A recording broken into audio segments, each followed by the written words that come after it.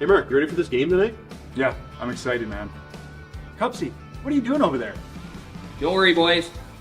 Was just on AztecSafety.com, took a fire extinguisher safety course. Paul, I'm putting out the fires from now on. Woo!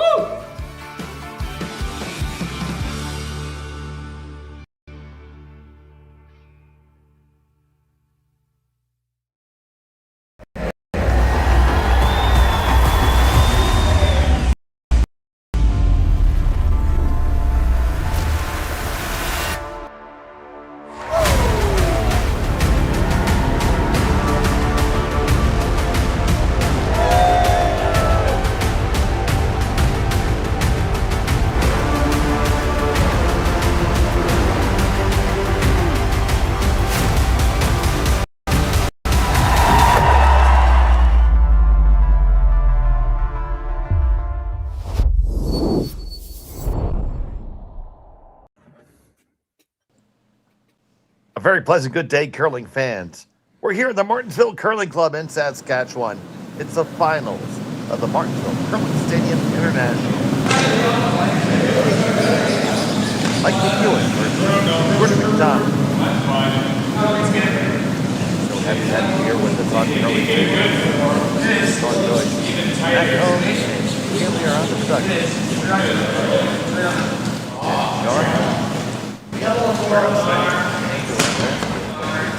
Yeah, a couple of extra end games for us already today. Expecting another good one here in the final. And Mike McEwen, by virtue of going through undefeated so far, has last off here.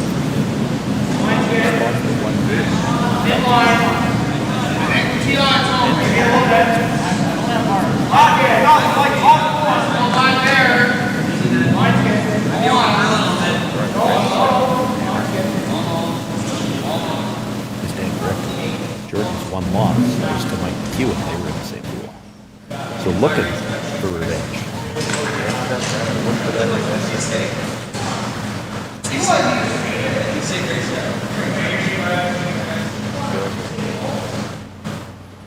Manitoba native.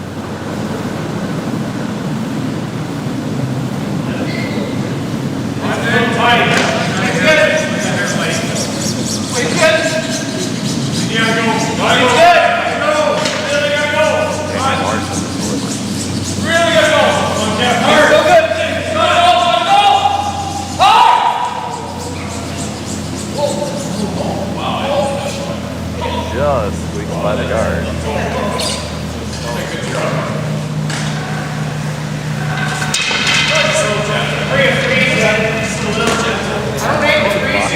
Compared to that one, yeah. Expect to see, but here we have the first ever championship final. 14-8.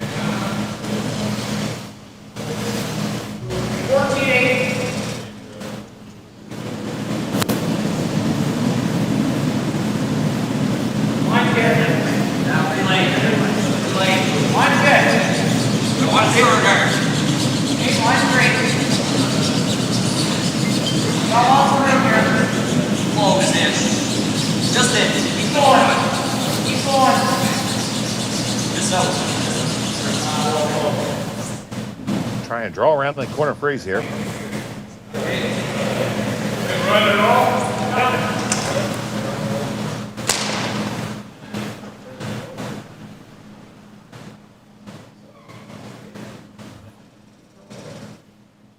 Kevin will be looking for the run back now, and this could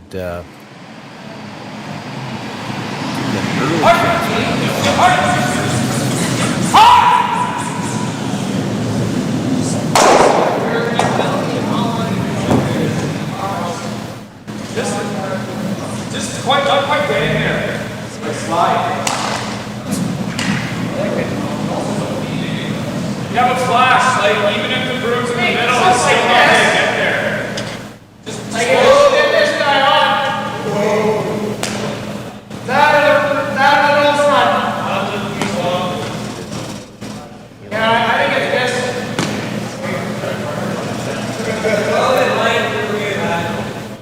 I'm very happy with this setup. You can see a piece of the shot stone, or the second shot stone, but if you pick it out, they're going to play the hit and roll behind the corner. Could play the run back. Could play the guard. This Where he's setting up, it looks like they're playing some kind of a run back. Yep. Yep. Real hard. Real hard. Hard. Hard.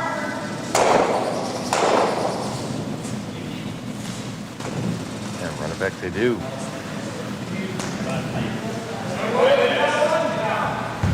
McDonald lies 1 and 2. You're not going to make the double when you just roll into it. I think he's throwing. I think he's throwing. A smooth peel. Just get a little low.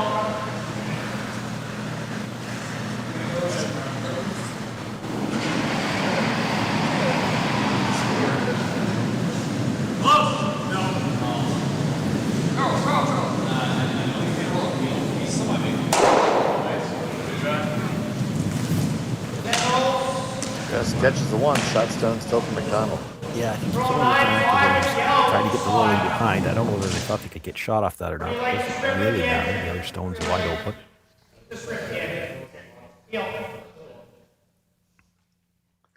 So straight run back here for Gauthier.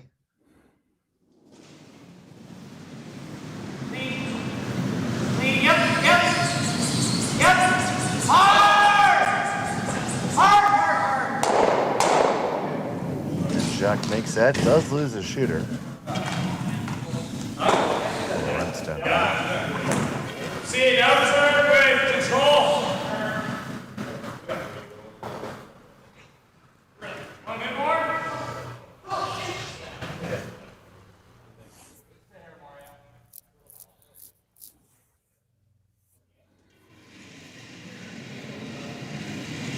Yep.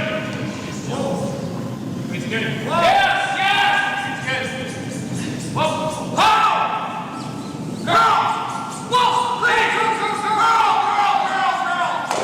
Marsh Brothers sweeps this, and can they get it under cover? No, not quite.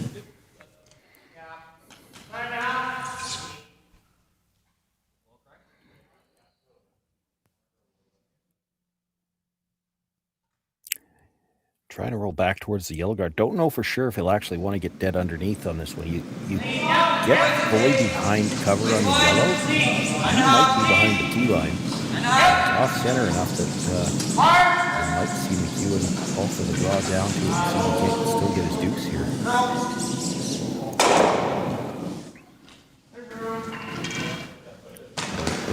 They definitely indicated they were trying to roll towards the yellow. He ends up with the nose hit, and that gives this is Colton Flash one more time a chance to roll behind the red guard.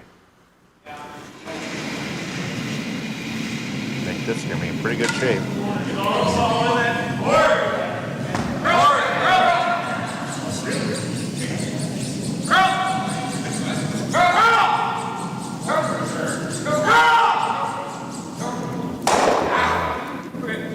Yep, just dead stuffs it. Yeah, roll all the way across and under the yellow. Now you're in front of the tee line. It's, that 2 exchanges of hits there brings this high enough up in the rings that you can play this with no risk.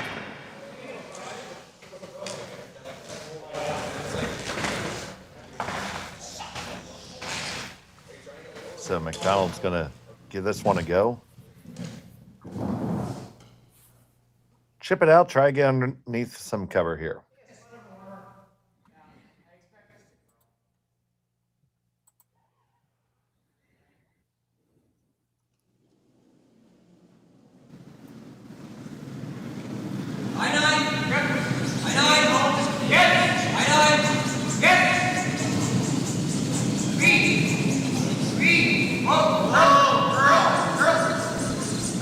Back and forth pretty close.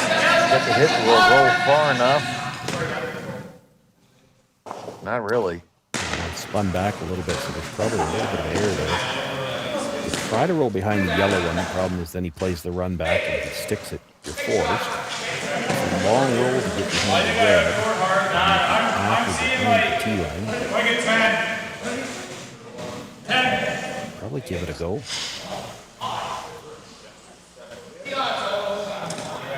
So you just like this as a hit and roll open, or do you try to bury? No, I think you're trying to bury. I mean, if you make it perfect and you're behind the tee line, at least you've got him trying to play the freeze on the corner in the first end.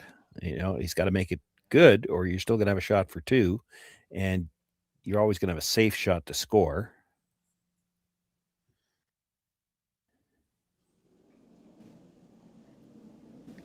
So Mike McEwen with his first in the open. Lead up, just. Whoa. Whoa. Girl. Straight. Cracks it. Will it hang on? No, it's going to spill all the way out. Got to hold rings, or you give Jordan a chance to draw behind and get the force that way.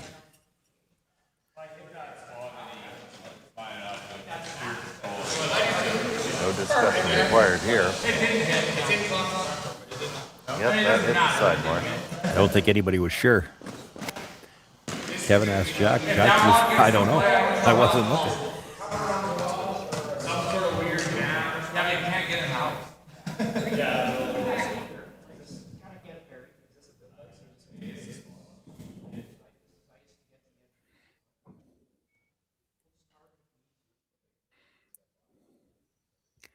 He swept it far enough to get it out and then turned his attention to what they had to play next.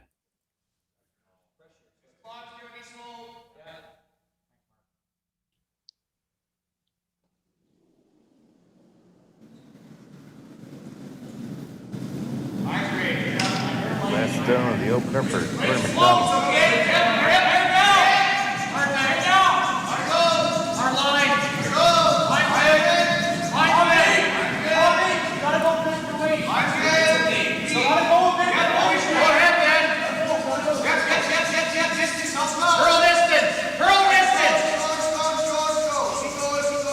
Really nice. Human Nicky with the last couple licks. Dead buried. So the force is on. Does what you need it to do.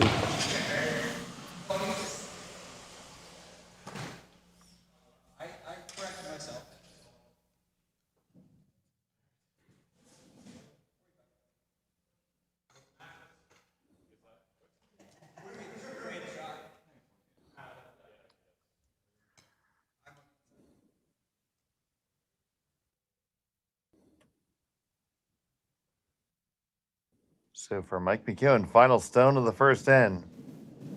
Gonna draw for a single.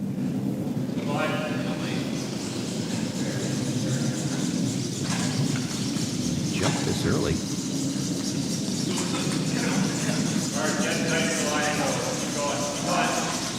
Marsh and Flash. Trying to make sure it gets there. It's curling a lot. Curling a lot. Is it gonna get past the stone? McDonald, no, a steal of one for Jordon McDonald. He takes the early advantage. And that's going to come back.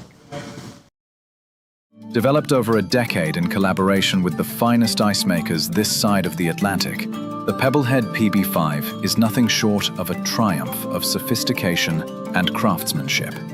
Weighing less than half its lumbering copper predecessors, yet boasting tenfold their durability, the PB5 delivers perfect, consistent ice, time after time.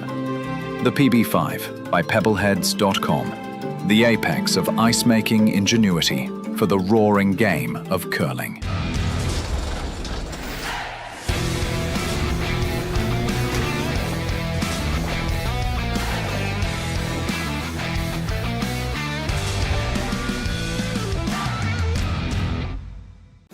Brett, come on, man. I know Aztec's #1 for online safety training, but we really should be out here practicing.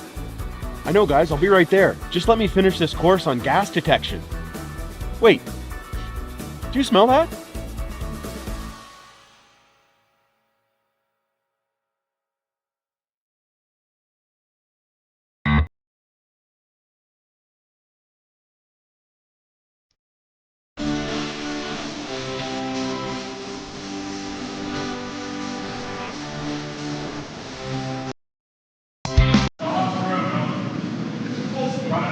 Get the hell out of here.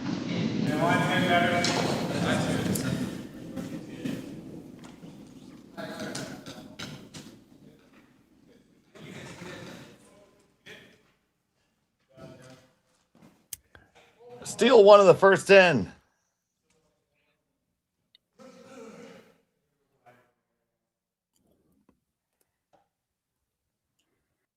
McEwen has the hammer.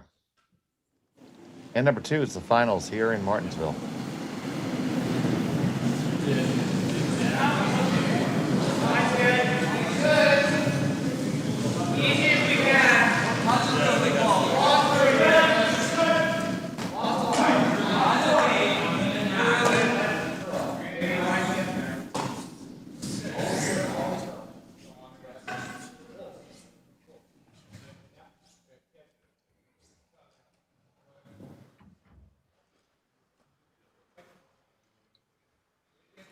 Ignored it last in and played for the box. This time he's coming around to play the freeze on the shot stone.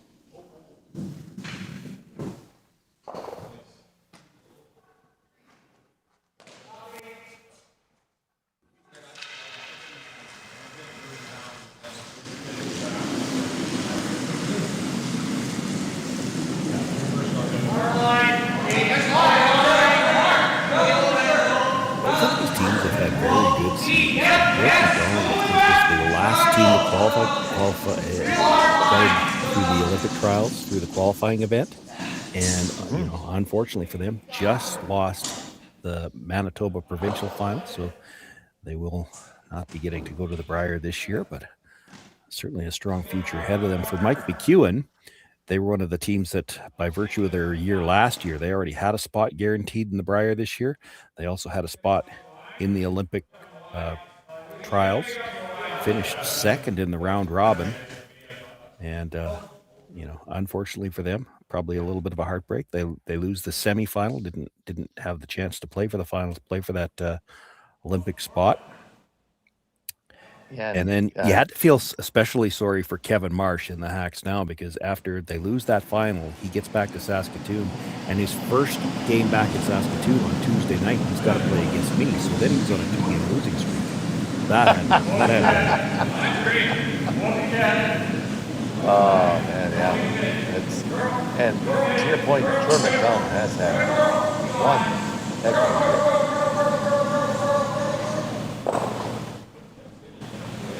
We've had the opportunity to call a lot of his games this season. It's no accident that they're playing him.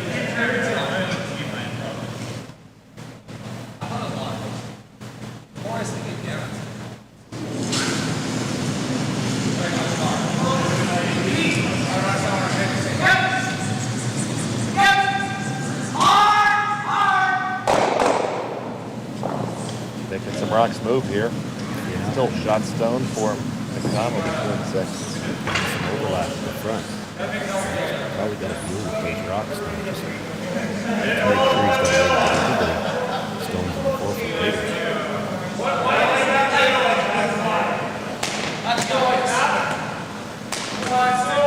you can play from the outside or the inside. Which way do you go?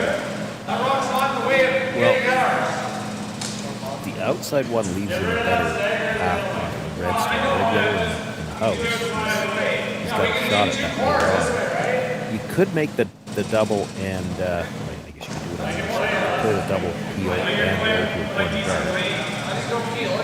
They're talking about. That's the easier double. It's the center line. It doesn't give you as good a look at the red in the house.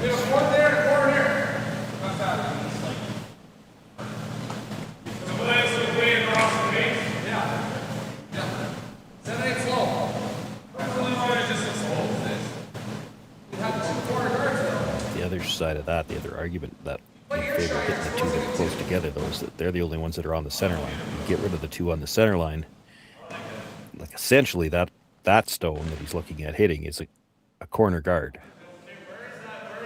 Corner of the 4 foot, but it's still a corner guard.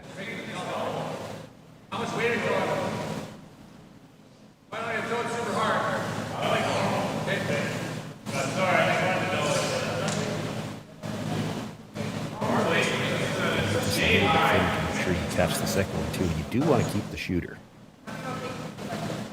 So if you hit it on the nose, it comes straight back and tries to let it go.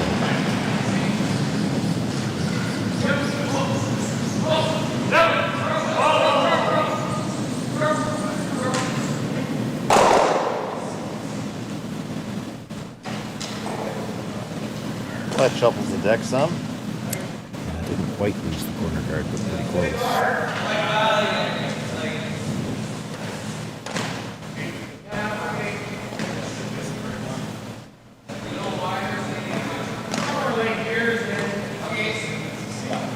So McDonald just looking to put it back. Yeah, and you saw him walk out there and take a look at just how high they want this. He's trying to put this in a spot where the double peel's a little awkward as well.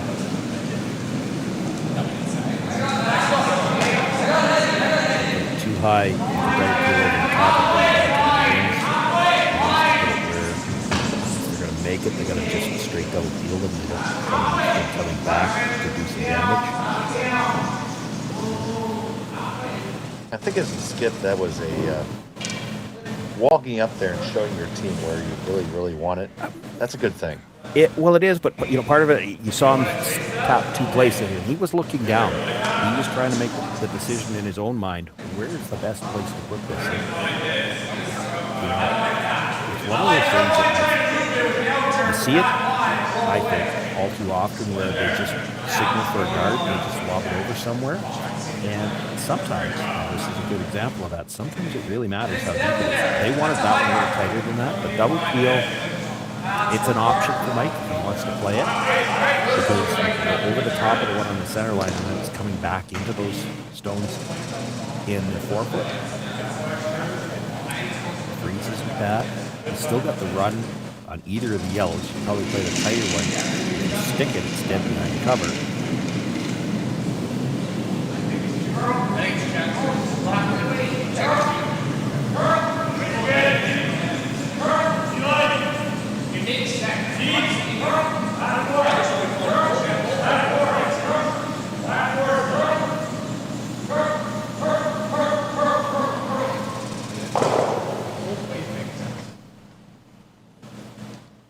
Just enough.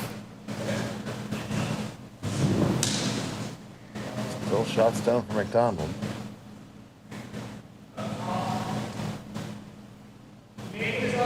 Try corner please, the one that was just thrown? On the inside, rather. Maybe.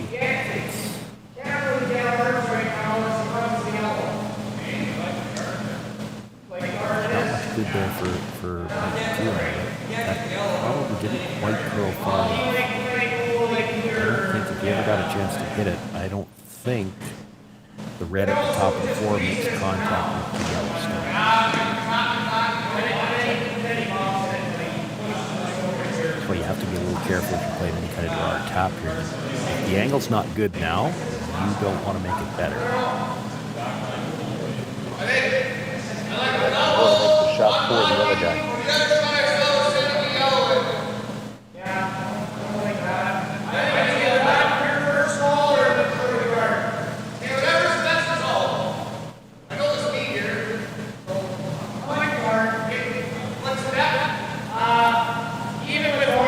I'm not sure they've got anything right now on that side, so I don't think you want to wiggle these at all. Even 12 foot's good.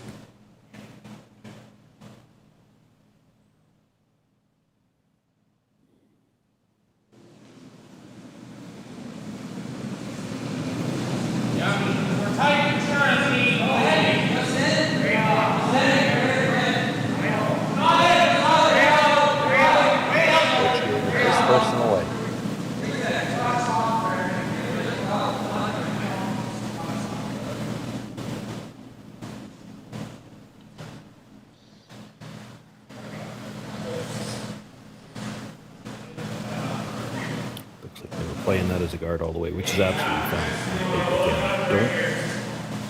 It's hard to say for sure from an overhead, but I mean, if it's touching that yellow, it's only just barely touching it. You play red on the red, and right now you can't really see it anyway, so you have to peel guards here. You might. You play back 8 quick way to just chisel it? That's what Cole was looking at. You're basically playing a split. Tap, tap, try to get the red into the button area of the shot. And the critical thing about this is you have to roll the shooter far enough so that there's no in-off on it.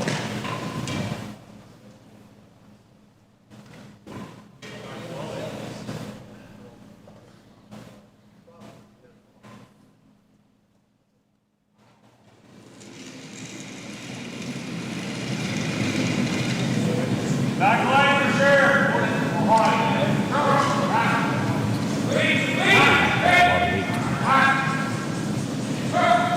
Back eight to back line. Back and forth with Marsh Brothers. Make contact, just not enough though. Well, and arguably too much weight. Hit thicker than they were looking for too. It overcurled on them a bit at the end. Lost the line. Got a little bit thinner, your shooter rolls further back, and then of course you don't tap the one as far. This is a good spot. I don't know how Mike scores. He plays the run back and tries to double the yellows and have it spin up and out of there.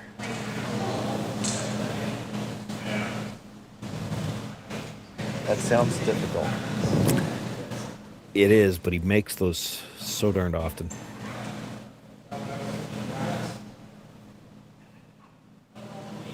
I know you surely want to call that for me, buddy.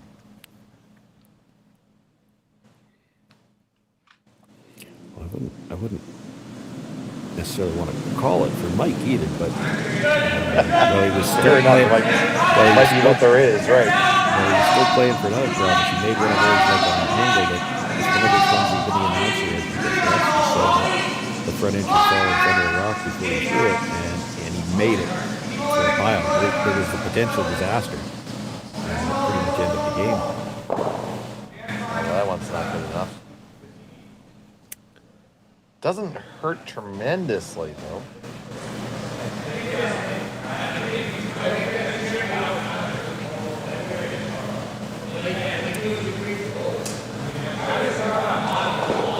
Could kind of play the same chisel. The problem is, Loop around the outside. well, yeah, that's the thing. The loop is always there. Like that chisel might be there with your last one.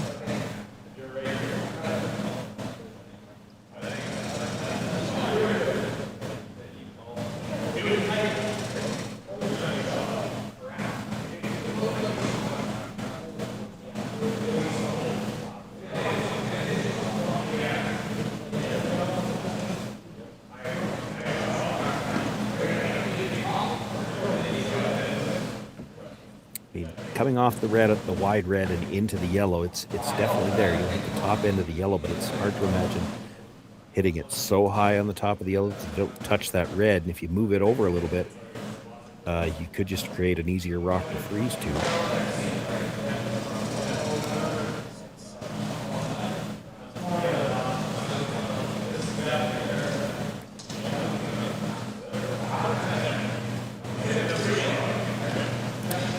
I think the yellow is shot right now, and that might be part of what's playing into this. I do think so. This is almost basically the hit and roll from the top of the button. If you just touch the yellow one on the body, you might be sitting two.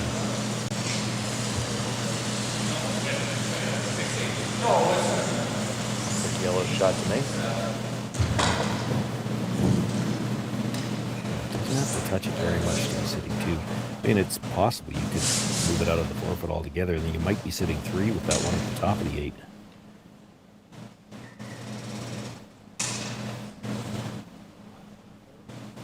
You do kind of need to spin up just to take away that freeze. You spin up and over to the center line. Boy, I don't know what Jordan's going to have left.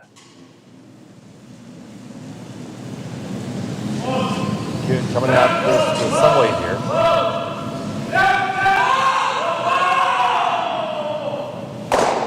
Hit it, roll it over, push it back, and you lie one for sure, maybe two. If he think it's 2, but you didn't spin over as much to the center line as you might have liked. If Jordan can make this freeze, I don't know if he can get it out. Take another look at it there, Shawnee. Boy, this is so close to perfect. I mean, he got the hit and roll across. If anything, you need to... Yeah, it's probably just more weight. Like, he hit it perfect. He hits the yellow, spins up. Just needed to spin another 6 inches, and I don't know whether this shot's even there. So Jordon McDonald, one option only, draw the pin.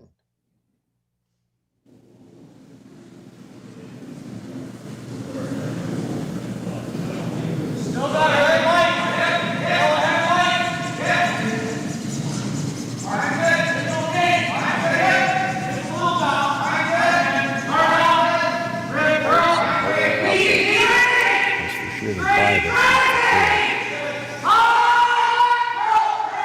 And they weren't sure they were by until it cleared it. Just got by. Will they get far enough? Yes, they will. Great draw by Jordon McDonald.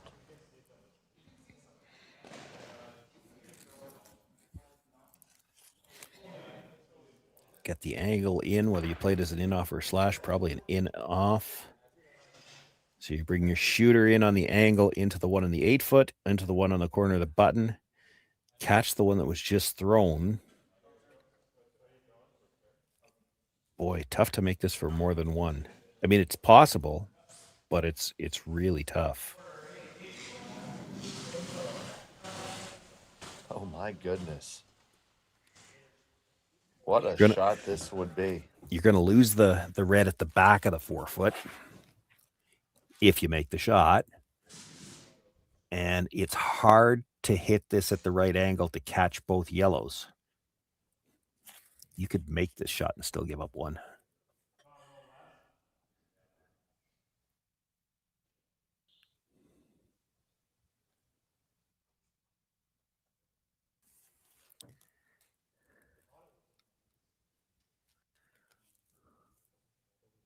So McEwen, final stone of the second end.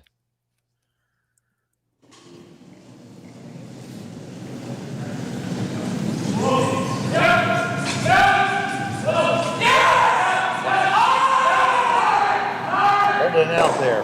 Off the inside, you drive it in, push it back, and you do get one out of it.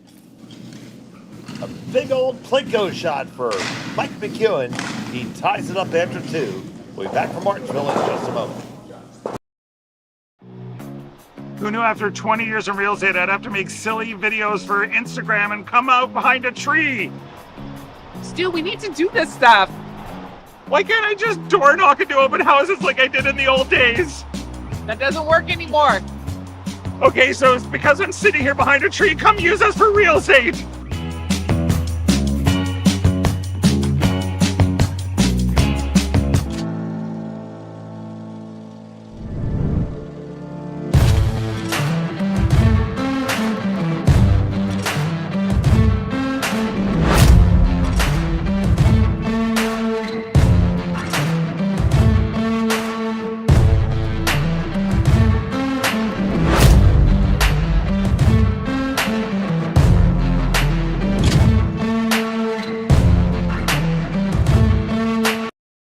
Alright, real talk for a second. If your snack situation hasn't changed in years, maybe it's time for an upgrade. The Chocolate Lab makes legit chocolate that's worth paying attention to. That's it. Back to whatever you were doing.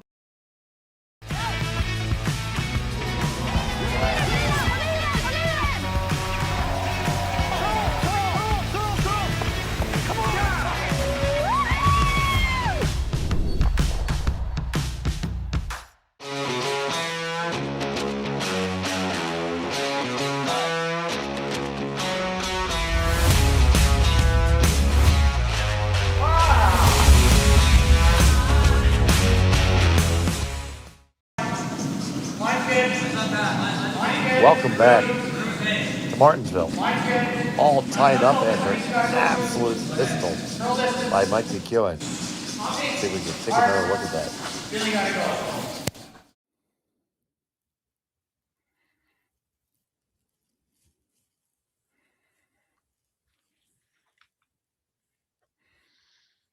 On the sweep early. They knew this was very, very thin, and even then there's some question of how they're going to come off. You can see it come across. I don't know that it was ever there for more than one, because as it was, he had the angle to hit the yellow, but he would have had it to get both yellows out because they're both just going forward. Honestly, just come out more weight. Let's put it that way. We need to have a tire trail behind it. Yeah.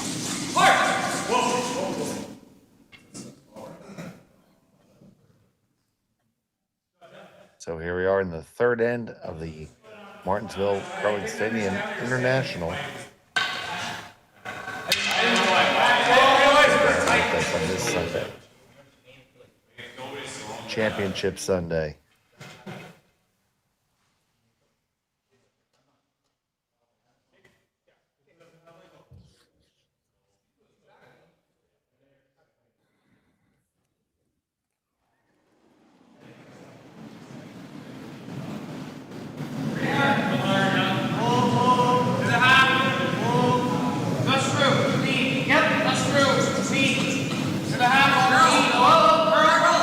Second rack on the way from goal. Feel hard. Feel hard.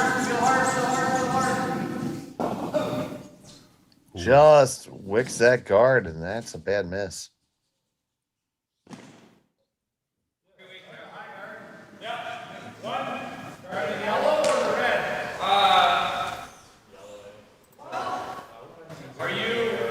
Are you parking directly on this? I think so. Still might split, but it's okay. We have two center guards lined up then. Might split. Just thinking about guarding the red guard. They can't see enough of the yellow one to drive it back onto shot stone. Make them throw some double peels.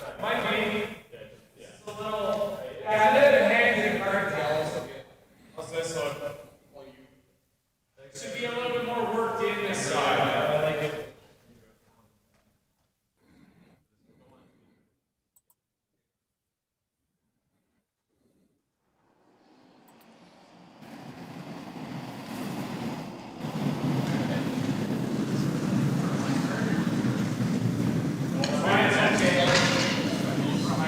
Line's good for high. A little hot.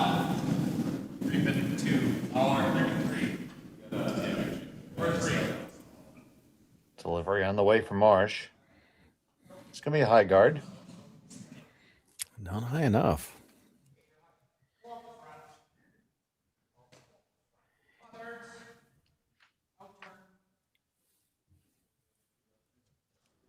Probably get all three guards here, and if you hit it just right, you get the first red fairly well across the second one, slash it back on the top of the red, and you get all three of them. And you got the double peel. Got the double peel, but he still left two guards up there, and if you overlap it, you still really can't get the three.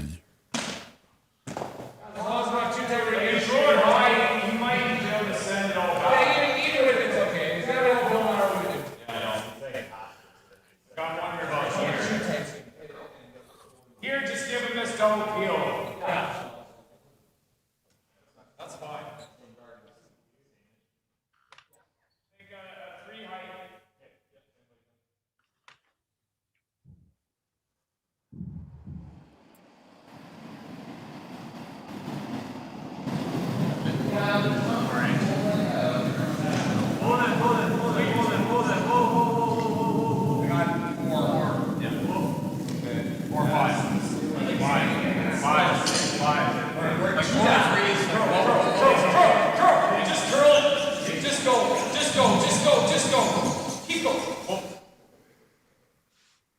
That does the job. Even if you played the double, now you're never getting that yellow coming straight back. You can get all three guards, but you can't make the yellow come straight back. Probably not killing the red, but I think that's fine. I like the shot. You're always going forward, yeah. I just want to move this to here. Left. Yeah.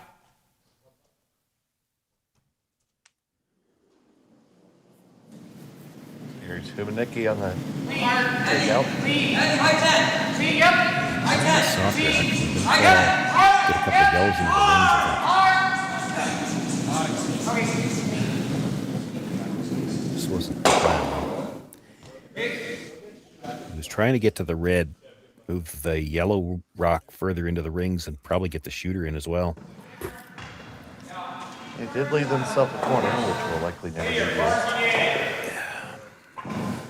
I mean, right now, if this was the situation for last rock, he might try running that in for 2. High guard, this should be like full speed.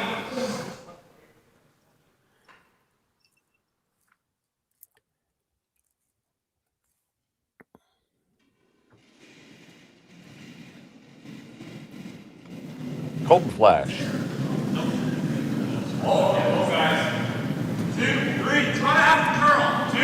His first delivery of the third end. Here in the finals at Martensville Curling Stadium International. Just keep curling it. This to be up a little bit higher, but they've got to make sure they cover the overlap. Just got enough curl out of it. Just by a skosh.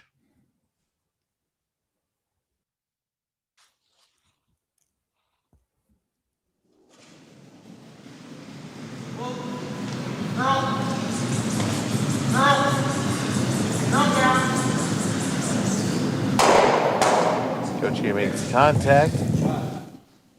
Oh, that seemed unlikely. Yeah, to leave it in play like that, but it's it's a good result. He got rid of the overlap at least. Still got a rock to deal with, but now he's a little lighter, but it makes things a little... There's the potential for a deuce, and so Mike has to be a little bit more careful now. The double peel could go back into the shot stone as well.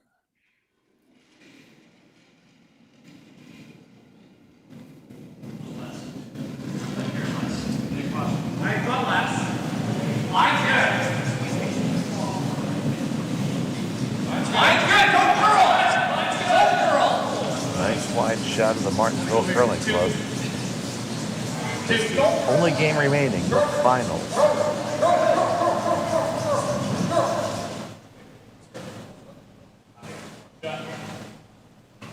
You almost don't have to play the double field here. You could go directly after the tight one, try to run back.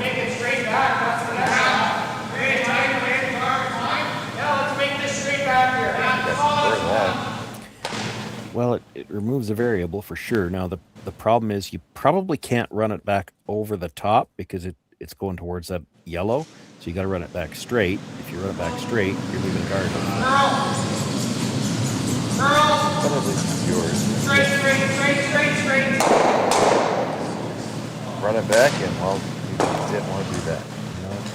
Guard the yellow.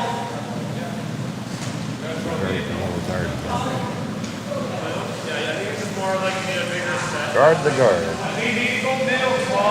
But just, you want to keep it out there and it'll easily get there.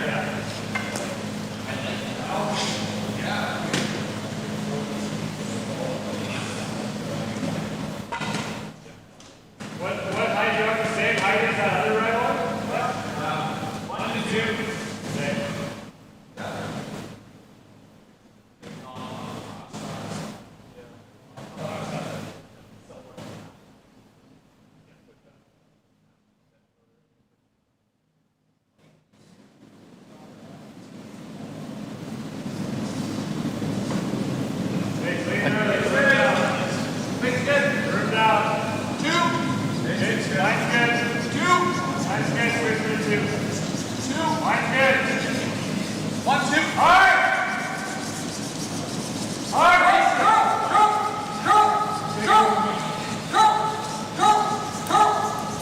Moving just a little bit.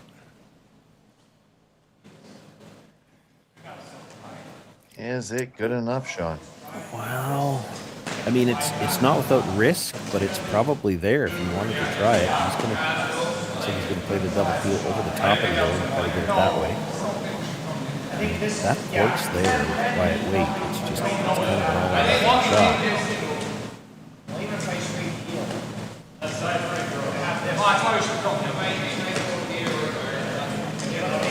So you know, you just don't know it. It's still good, yeah.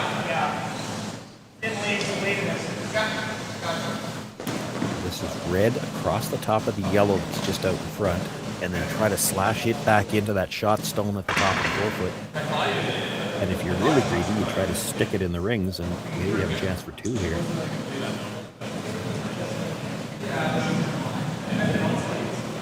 Trying all that, you might as well be greedy.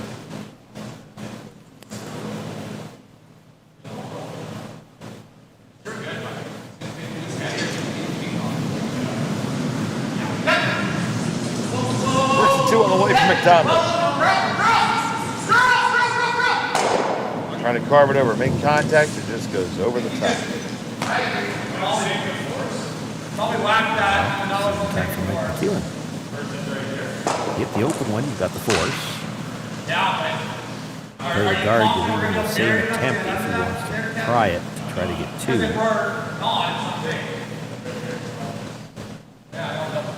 But to come around from the intern. That's I want to steal a shot. We're shooting better on these actually. I don't know if you're going to be as far back as Colton's indicated. That might leave a double for 2. Yeah, no brainer. Pinhole, I don't think. If it ever come around from the intern and just be full 8-foot, almost right in front. You don't want to be in front of yours. You want to be behind the yellow, but even with dead in front of yours where you couldn't hit it on the nose and be shot, you might be able to see enough of that yellow to try the run though. I think with this ice, they're throwing the hit on the open stone.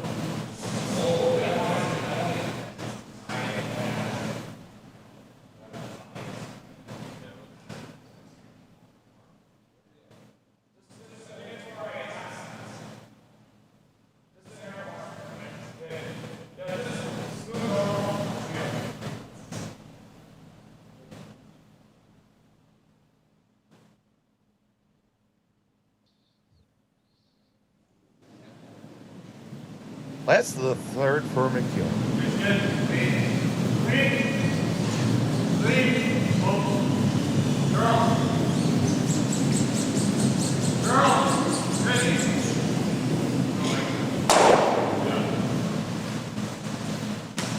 Makes the head stick and the force is on.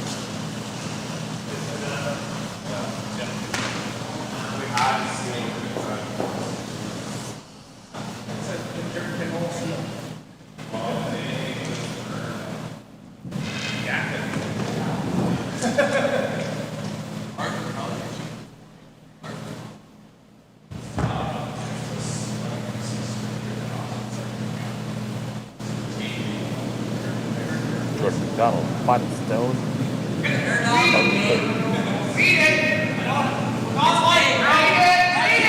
Just looking to get his single here.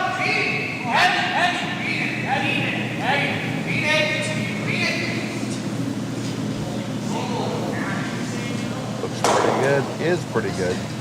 Put one on the board for yellow. We'll have the hammer in the 4th end when we return on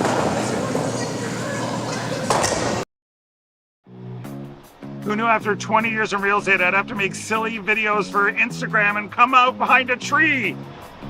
Stu, we need to do this stuff. Why can't I just door knock into open houses like I did in the old days? That doesn't work anymore. Okay, so it's because I'm sitting here behind a tree. Come use us for real estate.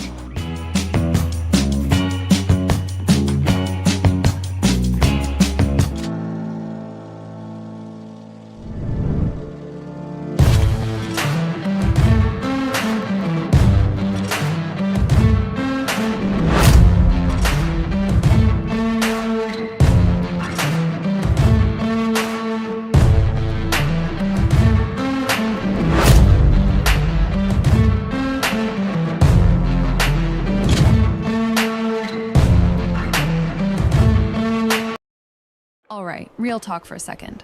If your snack situation hasn't changed in years, maybe it's time for an upgrade.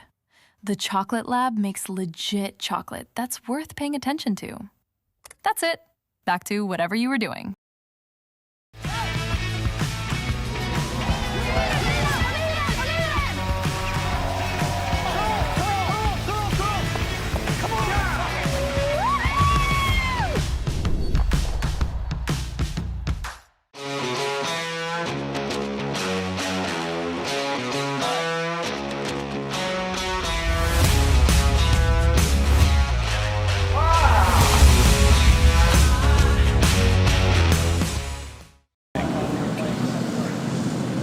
Welcome back to Martensville.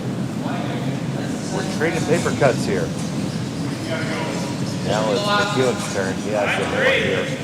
Number 1 and number 4. Now joined by Sean Joyce. Matt Hone on the production. Camera operator is Taylor. Thank you so much for joining us all weekend long. Glad to have you.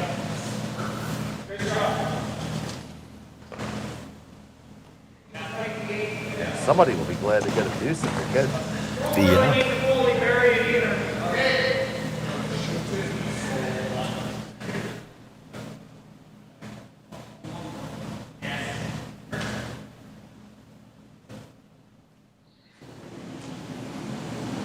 It's not really for lack of opportunities.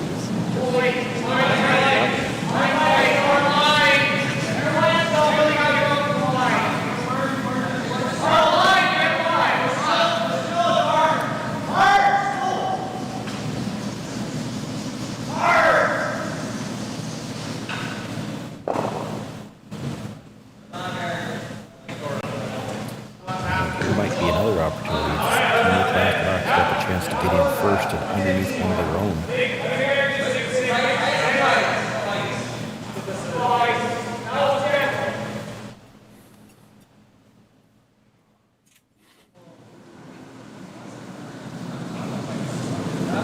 Daniel Marsh.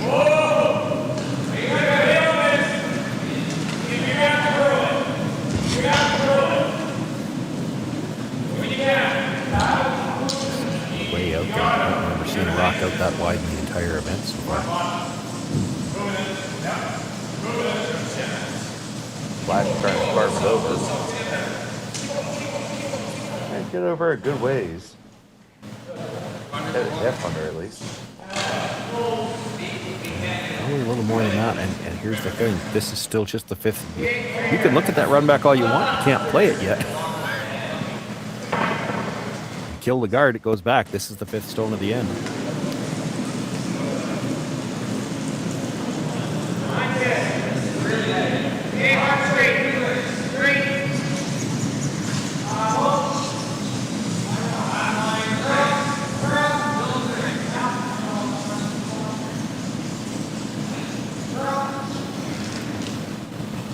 All over the guard as well.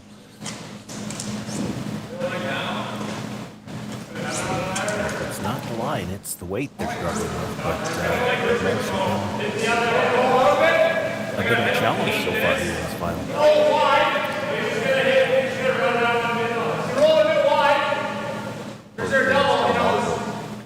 Back-to-back games. A little bit closer to back-to-back for McDonald. One game out there now, and because of the sheet assignment, this sheet hasn't been used all day. A straight break before the game, so it should be fresh. Like first thing in the morning.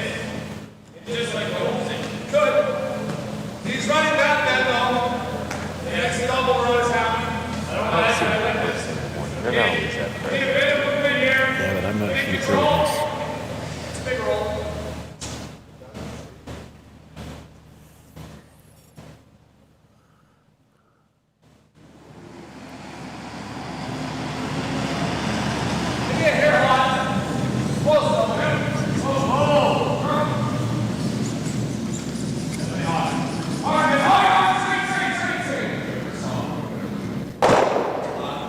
On the outside, that is me. Team McEwen lies too.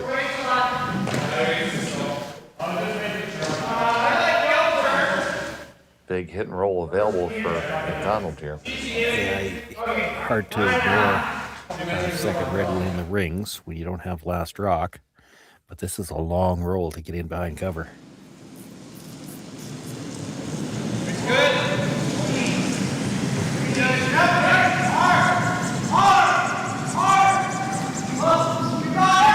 Olsen working this one pretty hard. They grab it, they hit it. Will it spill far enough? That's pretty darn good. I don't need that.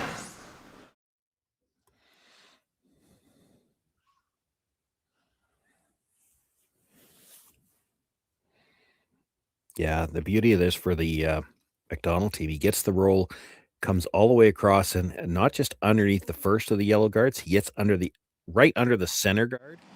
So really, because of where the guards are, for the team to try any kind of peel, he's probably got to play the double peel.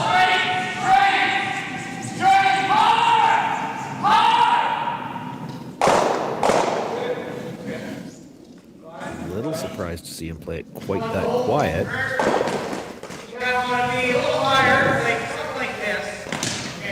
Guess he wanted to keep the shooter around. So the stone's still there for McDonald. He's It's you throw guard one things more up again. Sorry, Dave. If you throw one more center, you're in the same boat. You're still needing a double peel. You get the double peel, there's a chance it's coming back. It's starting the button.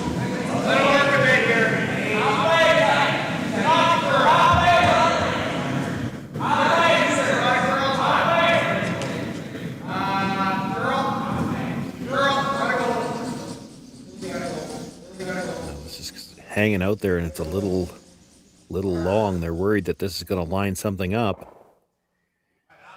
Oh, I think it did. But it drags enough if you want to go after it, or you could just play the court, play the roll behind.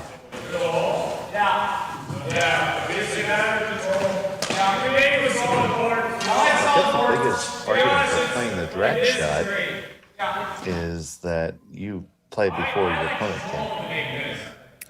Your opponent might not get a chance to. I mean, if you get the hit and roll behind, you're going to roll behind the two reds, and it's not dragging that much.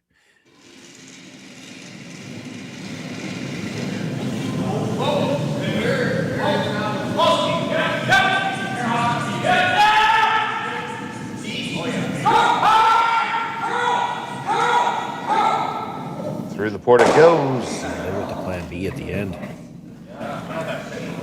Does roll under the two reds. Sorry, yellow red. You don't even need to drag. You just need to hit them in the lineup. Looks like they're already in.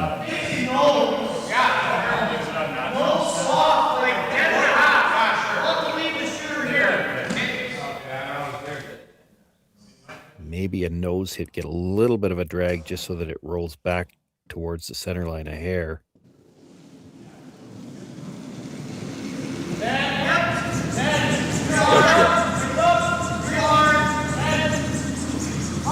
Push these guys back.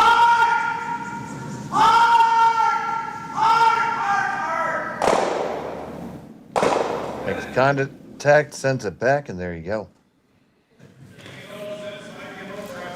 Still leaves those yellows lined up, so now you might have to try to roll open.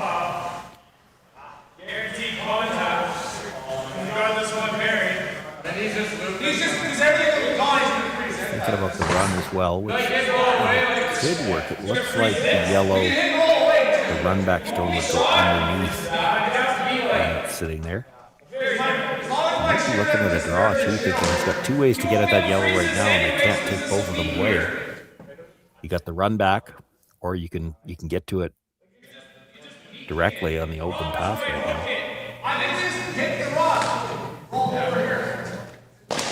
Sorry, your colleague knows to leave the roll away, so. Boy, you briefly looked at the freeze. That would take a lot of guts. Good, heavy hand. Yeah, always open that. This is working here, so should be okay. Yep. So they are going to hit it and roll open. This was the shot I liked from the start. You roll over into the 12 foot. It's hard for them to roll back to be shot rock. Heavy hand, roll. Drop, heavy hand, drop.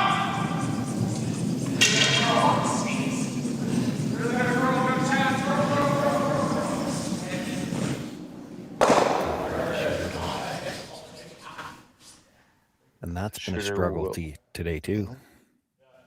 Shooter goes away and didn't clear the rock you're trying to kill either. Well, you're still buried. Shot rock, corner of the 4-foot.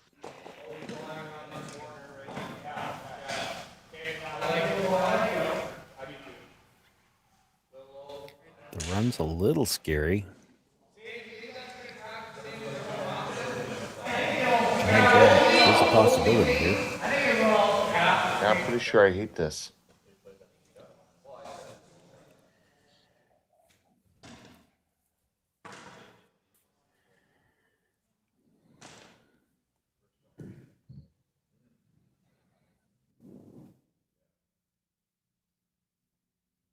Well, and the other thing about this too, playing this as a run, if you're a little thin on the first one, you're coming across and you're actually going to disturb the angle on the two yellows that you like. So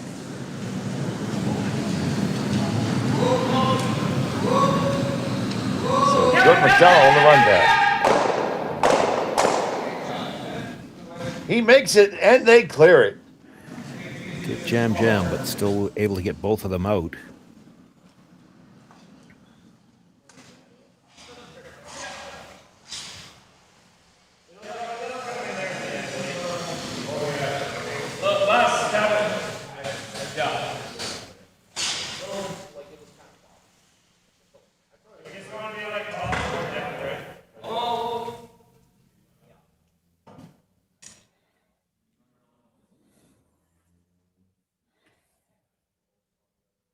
I think that yellow one is the one that was just thrown is still enough in underneath the red, tighter to the rings than the red, that if you do make this get dead buried, he would be able to run the yellow back. And we've already seen him make that shot once in the game. Even though it's on a slight angle, you run the yellow back, stuff it, you'd have the force again.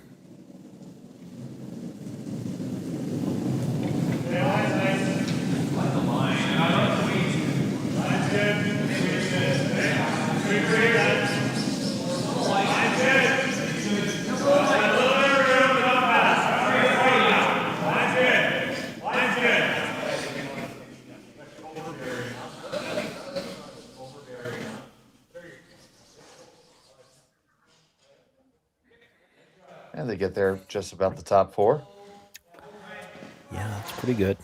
Best you could do, really. I think even if you're dead buried on the red one, I think he's playing this yellow one back.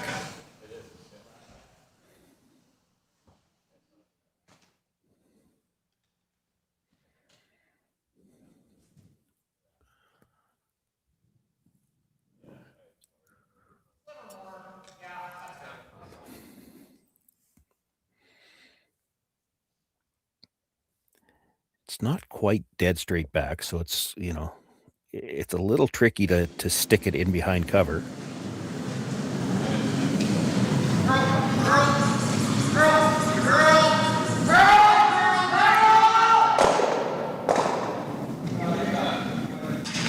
Well, they don't stick anything, but they do clear out the house. Yep. Makes for an easy decision here, though. It's a chance to simply drill this through for the blank.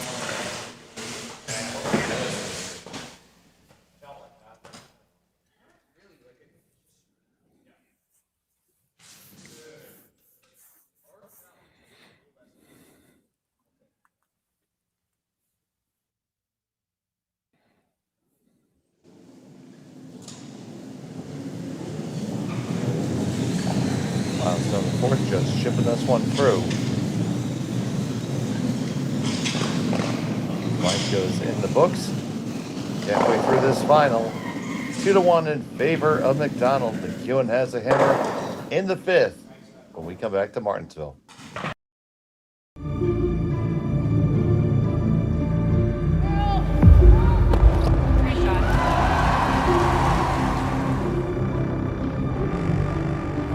Yes. Throw in.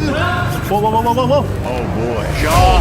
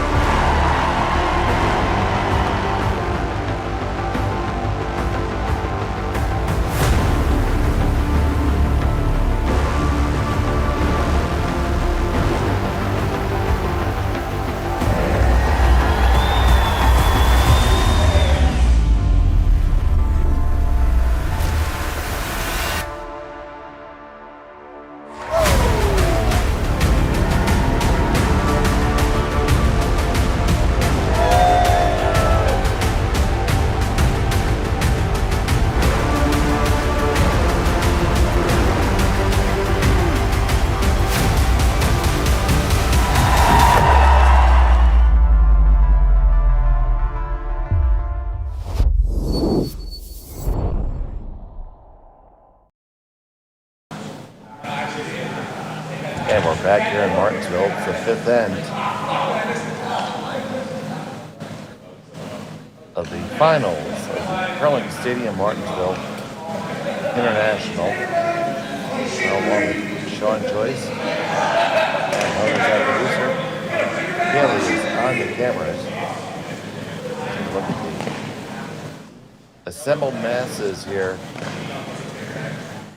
in Martensville as the teams take a brief fourth end break.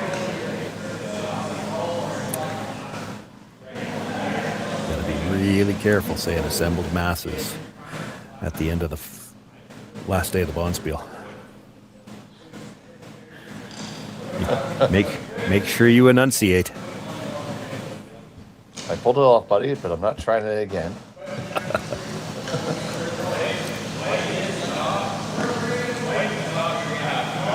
And the players are making their way back out onto the ice. It's Mike McEwen with the hammer here in end number 5. Leading off and playing center field will be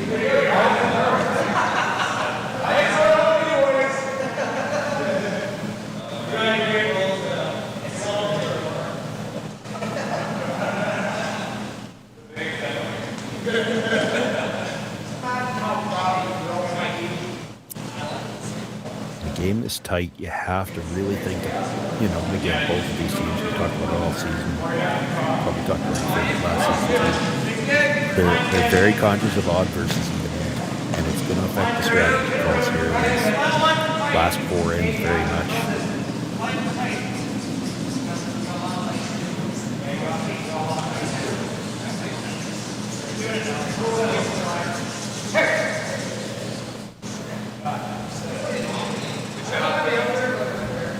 McEwen's team has been running more aggressive than we've seen. He does like to throw the corner guards. Still looking at throwing it. He also seems to like to throw them a little closer to the center line. He wants to protect a piece of the forefoot. I guess in so doing, I haven't had a chance to talk to Mike about this, whether it's part of their game plan or not. He keeps these rocks a little closer to the center line, then they're available perhaps to be run in if you get something buried on the center guard. Still not so bad that you can't maybe draw around to the forefoot. Yeah. He's got the option to get around that stone from either side. Really. He could go wide around it and still bury at the edge of the floor. Saw them do that last end, actually.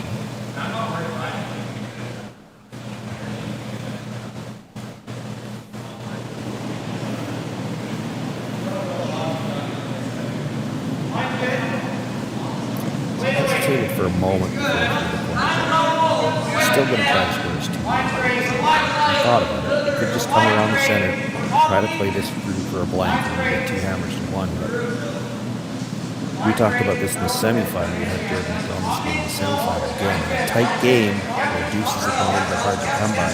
Maybe take your deuce wherever you can get it. Doesn't matter whether it's the odd end or the even end. If you can get the lead, maybe feel better about trying to hold the lead than having to get a deuce somewhere late in the game. Yeah, just score 2 when he can. Yeah.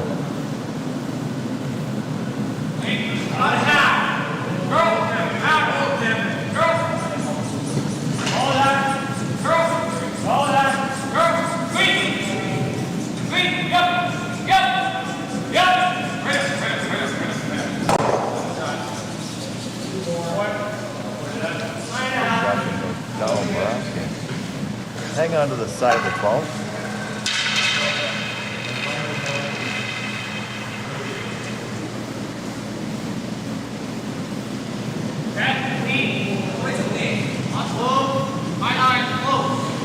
Wasting no time to dispatch this one.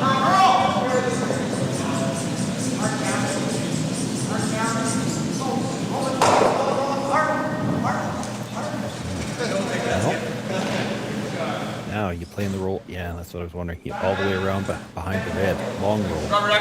Doesn't want to stay behind the red. Down pretty straight.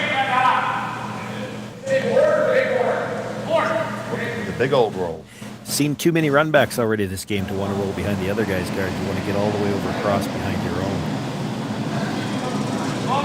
So here's Marsh.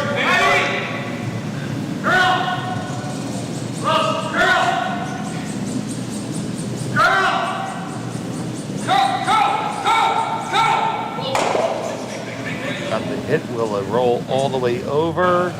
No.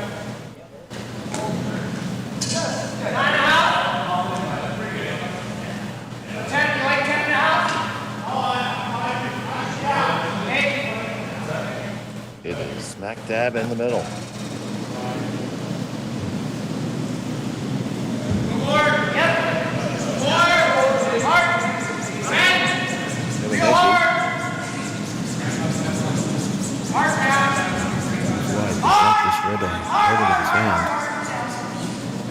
Just gets past the guard, still makes the hit's gonna flop all the way open.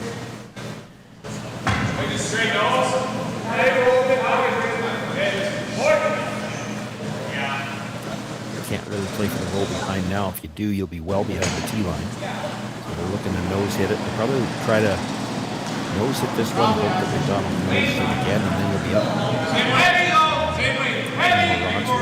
Might be able to make it across after that.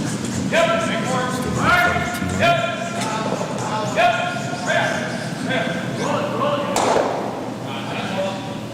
I rolled to the outside a little bit. That's all right, because now, you know, if McDonald was to roll back behind cover, he'd be behind the T line. I don't think he's going to try to do that yet either.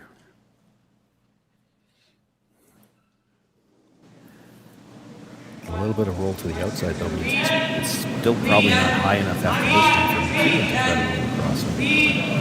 Check coach yet.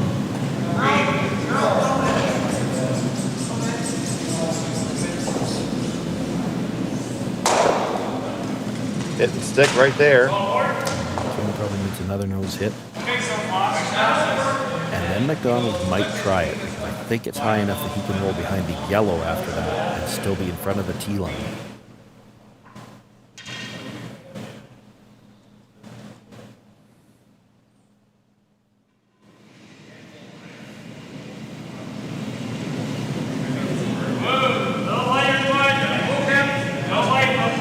Still not away from the open flash.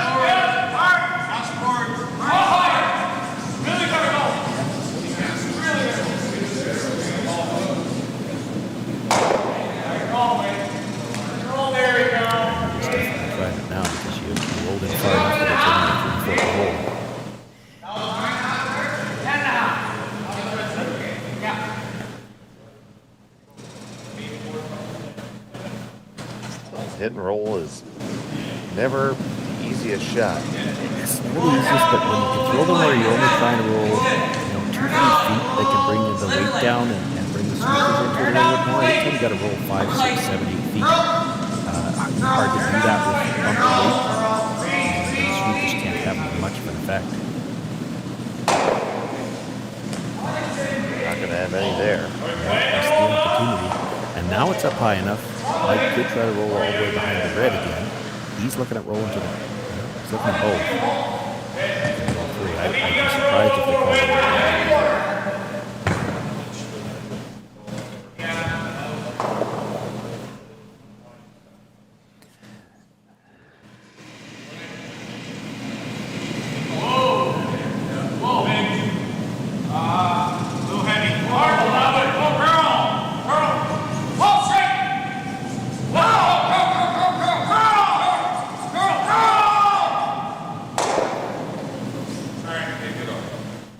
Definitely didn't roll in there, Sean. No, that was one of the options they discussed, though, and it's not horrible because now you're at least in line for a potential blank. And if Jordan ever rolls out here, you could always try to come around something and get your dues.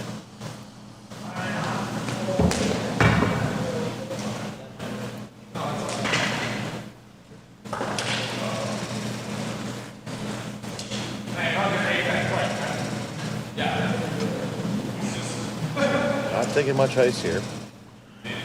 No. Both teams have thrown a few hits out here already. They know they can hold this line pretty straight.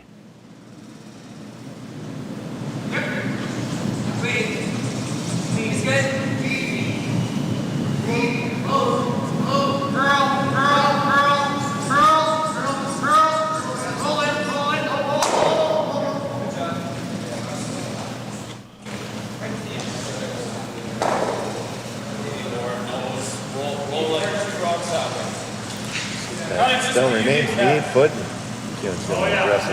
Yeah, and with that ice, I think he's still trying to roll to the outside. Intent to play this through for the blank. Tough to, again, with where that is, by the time he rolls behind cover, he's behind the tee line, and you make it perfect. You force Jordon McDonald to play the freeze, and if he makes it, you're stuck with a single or a chance for one.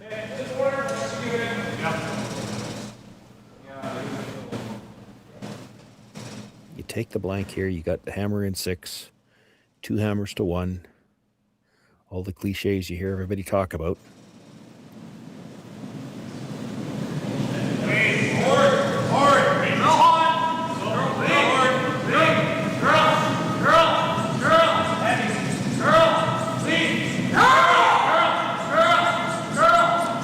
Stay though.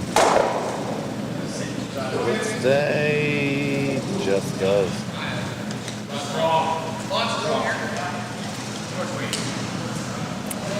Well, there's an argument to be made here that to go after the long ball. I mean, if you roll too far, if you roll out of play, oh well, you're probably going to have a chance for the blank anyway.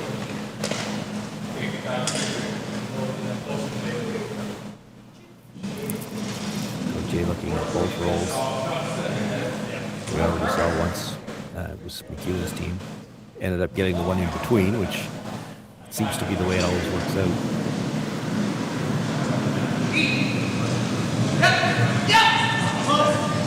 Only halfway so he can get the long flat roll. Coming contact. It's rolling. It did not roll far enough. Ninth attempt will be on the way. I appreciate your confidence in me, but I don't think I was getting too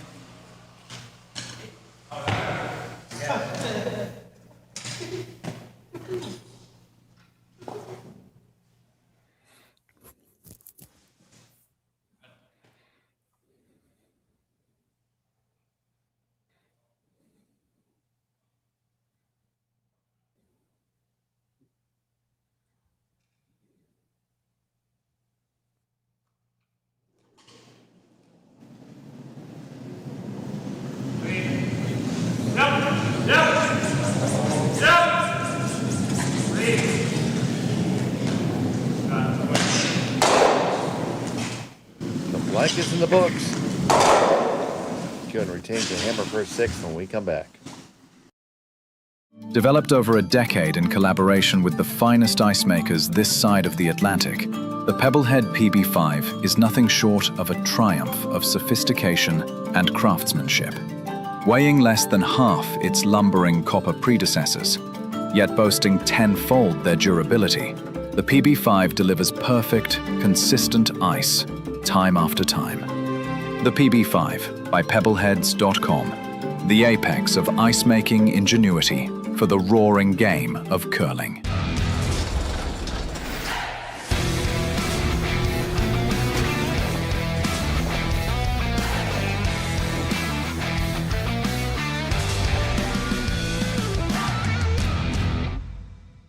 Brett, come on, man. I know Aztec's #1 for online safety training, but we really should be out here practicing.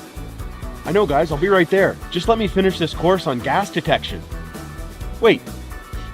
Do you smell that?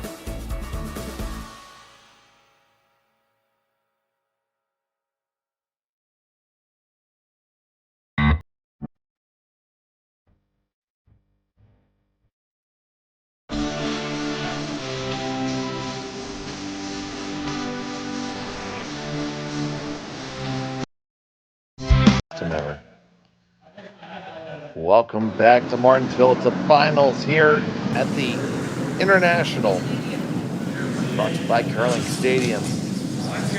Jordon McDonald pulling the lead over McEwen. Having the hammer here, throwing red in the all-sport 6th end. And there's been a lot of back and forth, plenty of missed shots too by both teams, Sean. Yeah, mostly the draws. They're not having too many troubles with the hits, although they haven't always got the roll they want. The runbacks seem to be almost automatic.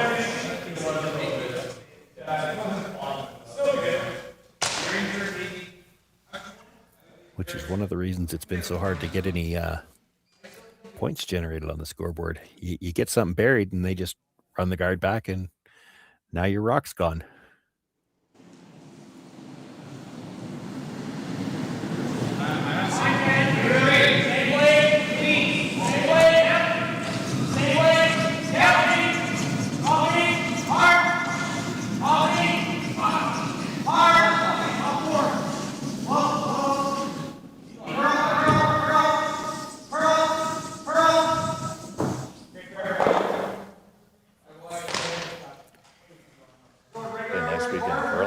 Especially appreciate the opportunity to watch Brad Gushu come out and play.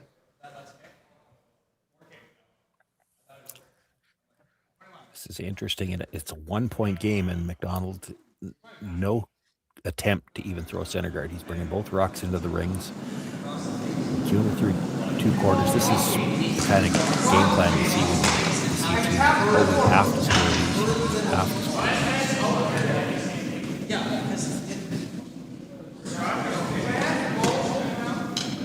Usually a 2 or 3 down type of situation.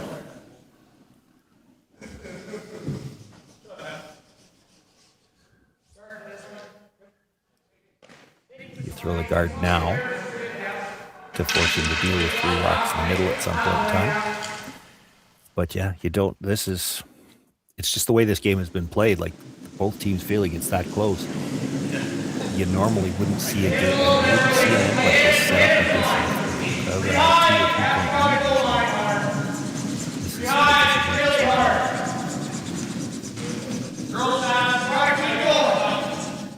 And we hope it's of interest to everybody watching as well. If you find it interesting, please subscribe to Curling Zone. Really appreciate that. It did overcurl by multiple pushes. I think he can get to enough of that yellow, certainly to make the hit and roll, which is his first shot. You might even be able to get to it enough to touch both yellows. You don't have to kill them, but you get close to the nose on the yellow, catch the second one, push them both behind the tee line. Now, there's a couple of good options here. If he like gets into the track of it, and it's like this girl really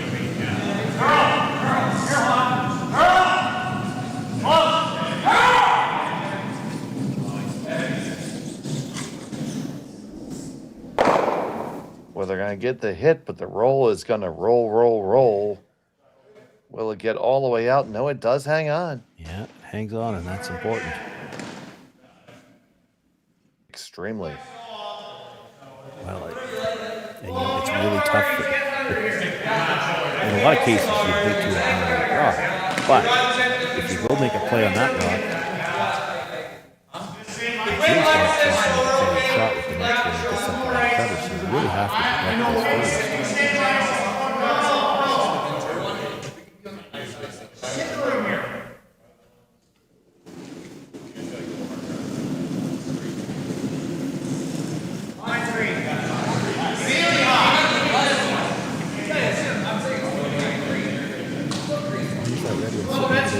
But it's got the potential to end up on the scoreboard as the second point here this inning. This might overgirl again.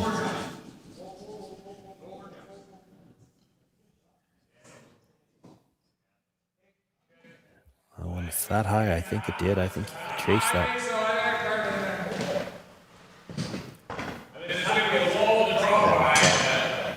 15 feet of distance there.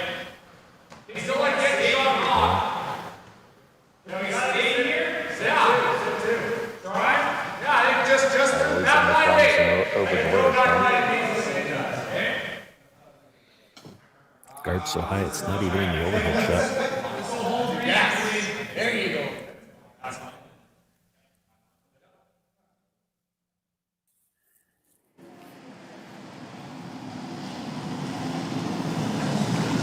No light.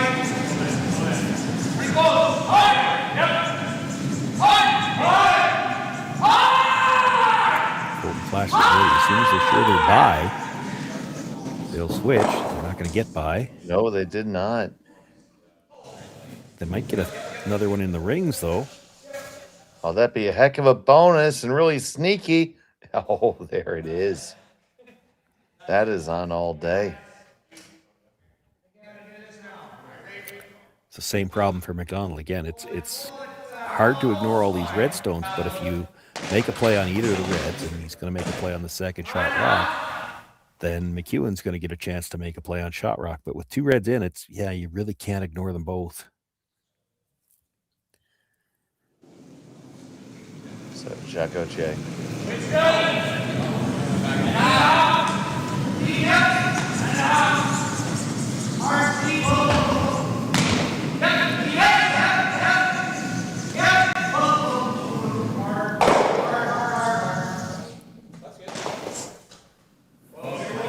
Rolled in, they lie 1-2. I don't mind that. Or we can get one on this. I don't want to hear it. This one right now. Well, I mean, either shot's good. You roll deep to the other yellow stone around the corner. You're going to try to get. You're trying to convince Jordon McDonald to chase to the corner. If you're playing the whole end chase to the corner, you're pretty comfortable.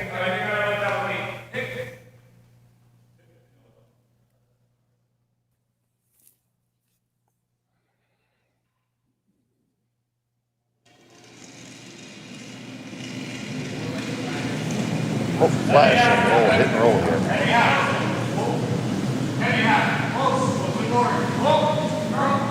A pair of Marshes on the sweep.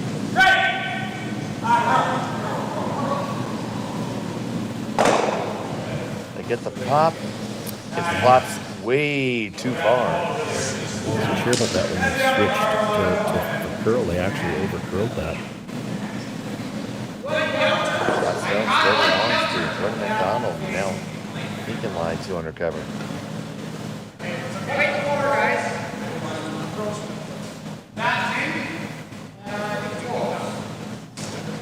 Game of inches, Sean. Game of inches.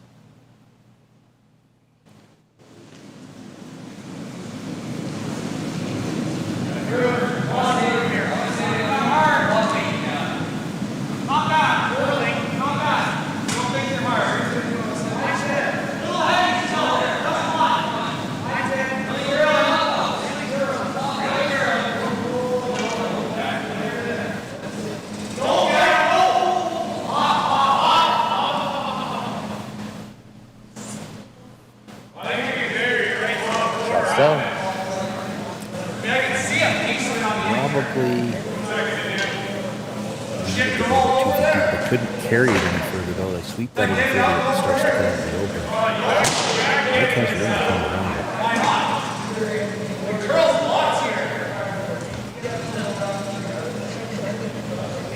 I can see just a centimeter of it. You're trying to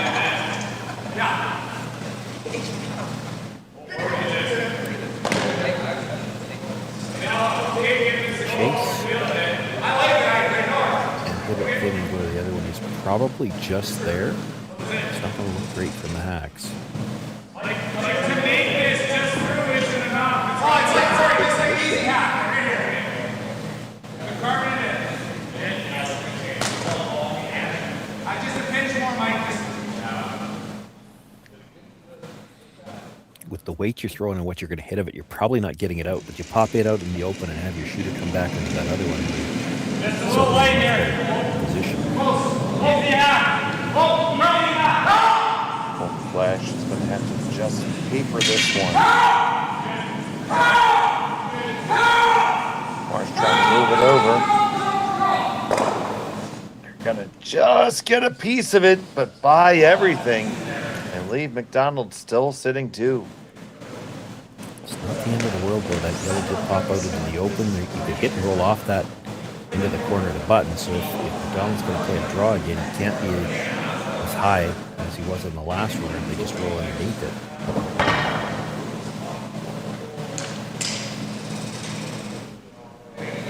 6 to play here in the finals. McEwen trailing by 1. The hammer.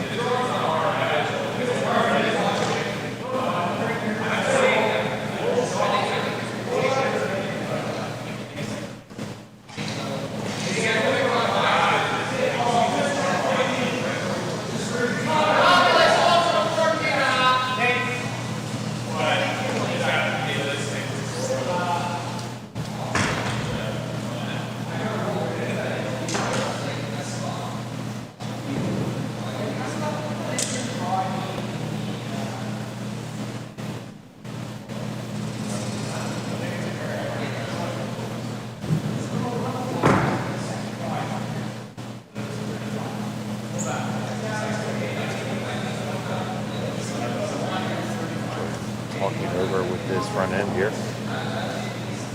Yeah, positioning on this stone is key.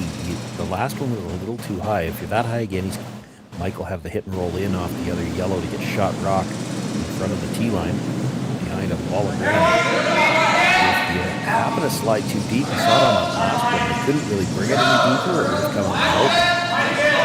And hit and roll from the corner, that's not the back 8 foot would still give McEwen shot rock. Plenty of room coming by. And up. That's higher still.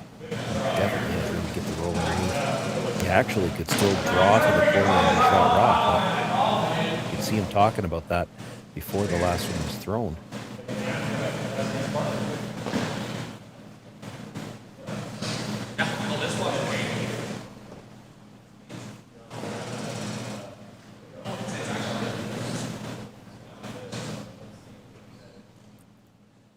Yeah, you do that now, it gives you the benefit of having the intern left for your last. Well, and it makes it a tougher decision for Jordan too. Like you play the one to the middle, the hit and roll, however you want to do it. Jordan's going to try to freeze to you through the middle, through the intern side. If he makes it, you don't have much room to try to score a second point. You make this come around. You've still got the hit and roll to the 4 foot if you need it. You got the intern draw. And hard to say what Jordan does to try to cut it down. Like he's trying to get this front 8 foot buried. He might try another run back, but there's a lot of yellows that something could jam on.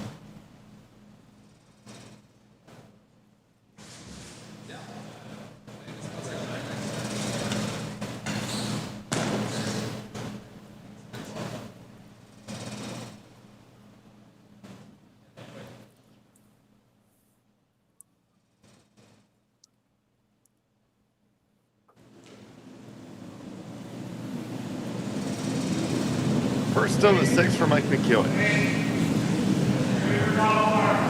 that turn draw.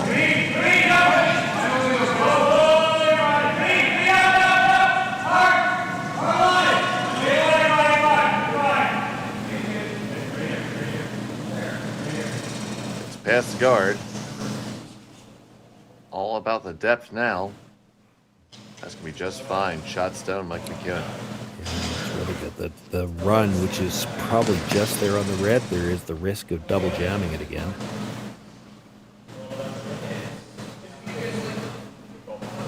Just try out, draw it. Well, you could, but then where? You could actually play the hit and roll off the yellow. You could try to corner freeze to it. If you just straight draw around the middle, there'll probably be a double off the yellow on the side.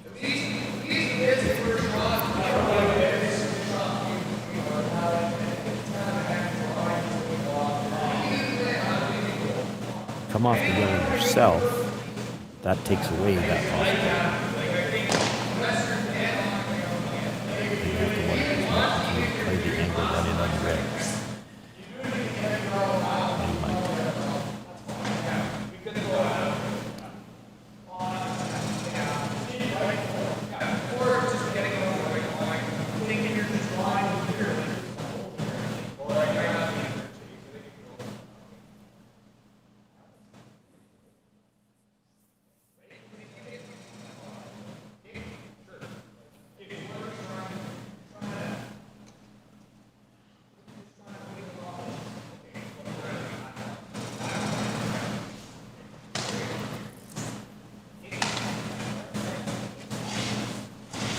Going to play in off the yellow. So I'm throwing a lot of weight here. This is just a heavy draw, basically.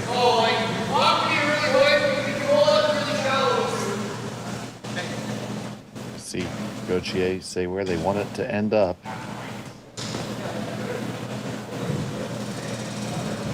Important shot here.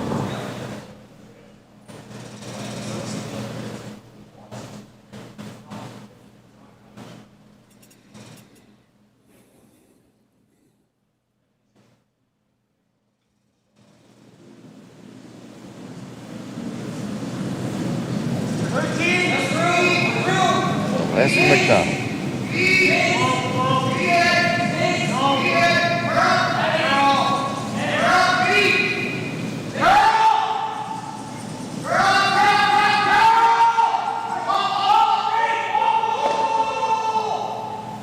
flips it and rolls over right to the edge of the 4-foot. Fantastic execution.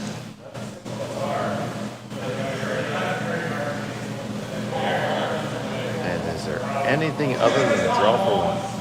There's the angle raise. That's what Mike's looking at. It was the 8th end you play it for sure.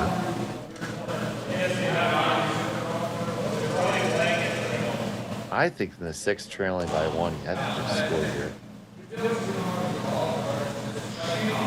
If that had rolled a little bit farther, I'd be more in favor of this because there's a pretty good chance you're making contact with it. I mean, Mike throws these so well anyway, but right now that yellow in the top 12-foot kind of looks like it's close to being in the way. I mean, it's not, but it takes away some of your leeway. Maybe it doesn't. Maybe anything that would have touched that yellow isn't touching the rock anyway. I think there is enough right past the top one. It's just, that's a lot of distance. Well, there's plenty of room by the top, but the piece isn't bad either. Like it's close to half a rock. You make contact with the one on the 4-foot at all, you're getting 1. If you stick it, you're getting 2.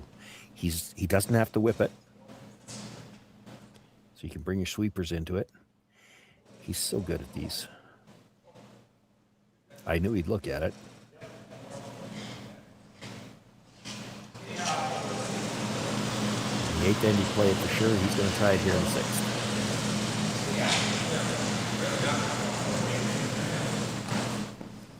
Half a rock is real close. So Marsh is going to make sure he has it lined up.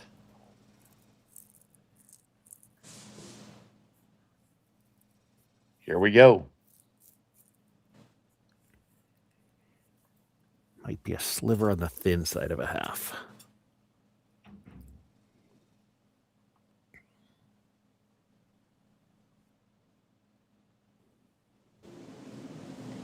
McEwen, final stone of the 6th. Look for this long angle raise for the pair.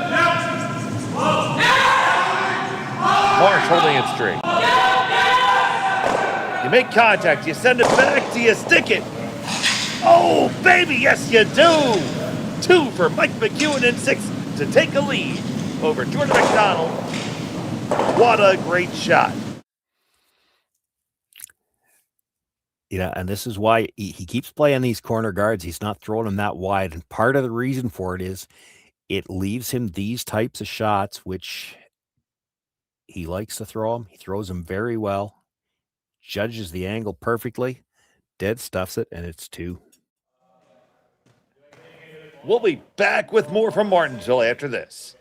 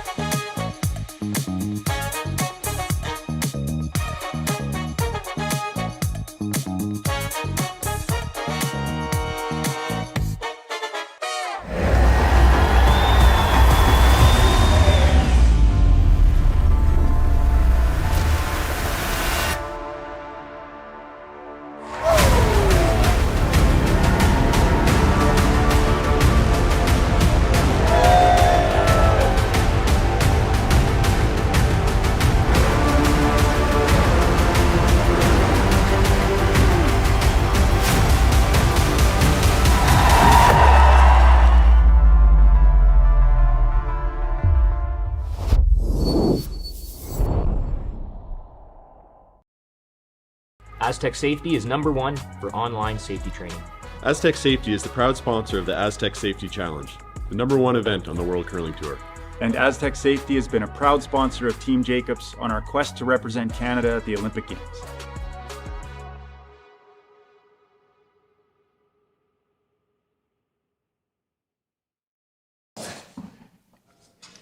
Welcome back to Martensville. That was a fantastic 2-ender by Mike McEwen on that long angle raise. Yeah, he you know, again, when he plays those corner guards tight out of the rings, he's thinking about those types of shots before the end ever starts to develop. Played the come around on his first, trying to keep the play away from the middle, knowing that he'd have that perhaps if a come around was made. And a little bit risky to play it in the sixth, but he plays them so well, he expects to make contact, and if he sticks it, which he did, he's got his deuce. He's got the lead for the first time in this game. And now he's just trying not to let Jordon McDonald have the blank here in number 7. It'll be interesting to see how hard McDonald is willing to push to try to get 2 here in 7. Is he willing to push all his chips into the 8th end? Judging on the way he's played so far this weekend, I think he's going to go for it in the 8th. Well, he didn't throw any corner guards here, so he's definitely trying to keep the blank alive. Mike, not really interested in having the blank, has thrown 2 centers.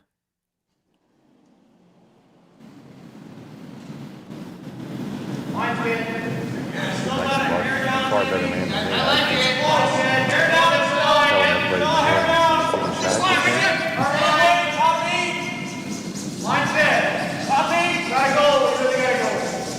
Really gotta go. Mark, guys.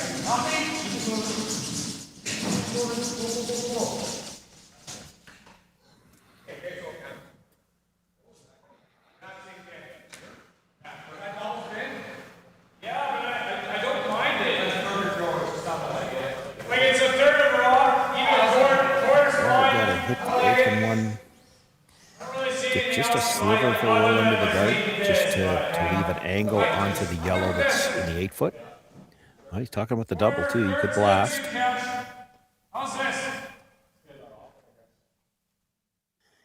The double's thin. It was the last thing he indicated, so that's what they're going after here.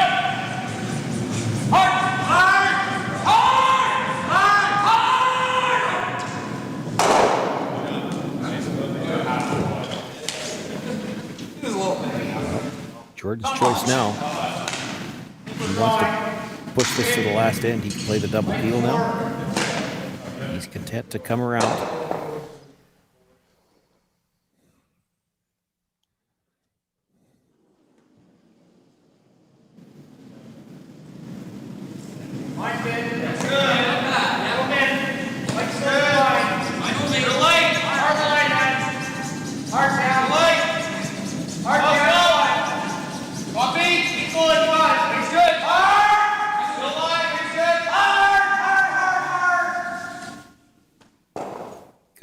Off that, yeah, he will.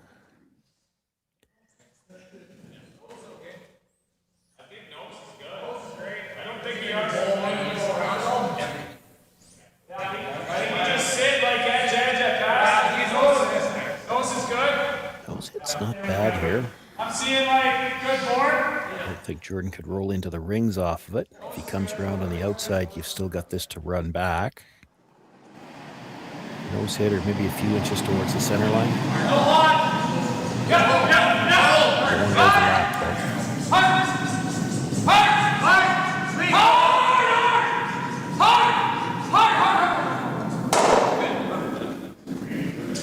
Just stopped in time. That's pretty good, though. Good try this now. I kind of like opening it up. Yeah. I think we're really close. Well, if you make this, might have to clean up the center line a bit. You could make a play on the stone that was just delivered, but you're not going to be in the rings, and then McEwen comes around everything. You're in danger of giving up a steal.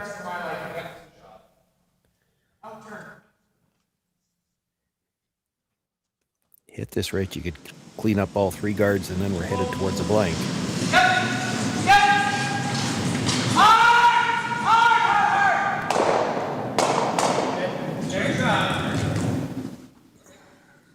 And that does rearrange the hardware there. Yeah, well, and not necessarily headed to a blank yet either. You've got now 2 corner guards, so a better situation for McDonald for sure. Literally a head scratcher for Mike McEwen. what do you do now? You don't want to really play a game of come around the corner guard very bad, but you peel, and you're definitely headed towards a blank. You'd like to see a score go on the board here, even if it's hard to say. Like, there's a lot of argument. There's a lot of teams, and Mike McEwen would be one of them, I think, under normal circumstances. You'd rather give up 2 here than a blank because you'd have last rock coming home. However, deuces have been very hard to come by in this particular game, so I don't know how he feels about it here. That might be where the head scratching is coming in.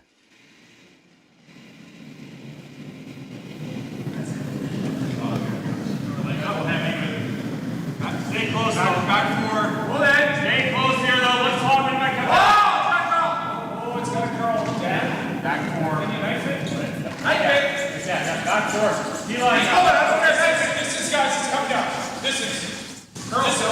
Going down. Curl.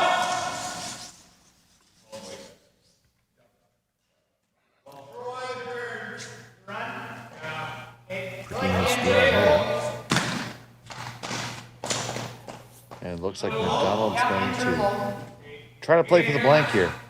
Well, it's not for sure a blank yet. If you could make the run back now, the 2 corner guards are both yellows.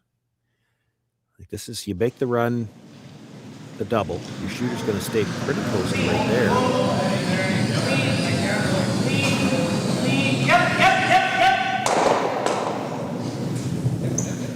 See, that way he rolls to the other side, but it's 2 yellow guards now. That's the key. So if Mike's coming around anything, there is some risk. Well, just thinking, he knows that he peeled, and then you put a guard around that guard. Mike's not sure what he wants to do here. He's seen this McDonald team make so many runbacks already in this game. You don't really want to give him the chance to blank, but Yeah, like if you're going to cover up this, you're cover right here. Well, Mike doesn't get to complain about people making runbacks after that last one. But this is the play. If you're going to draw. Yeah, I'm going either go or draw. I just think as soon as you hit this, I'm seeing a play. Probably. I mean, you can draw a guard around that guard, and then he can't just get rid of it. Then he might just draw. so this gets nose hitting the yellow that's tight to the rings. That's not bad. Jordan tries to draw around the corner guard. It's so high. I don't think there's anything you can draw around that that you can't chase.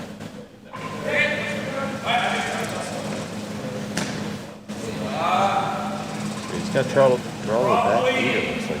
Yeah, he wants this deeper so that the run back is harder, and trying to convince McDonald to play a freeze. You can get him into a draw game in the back of the 8.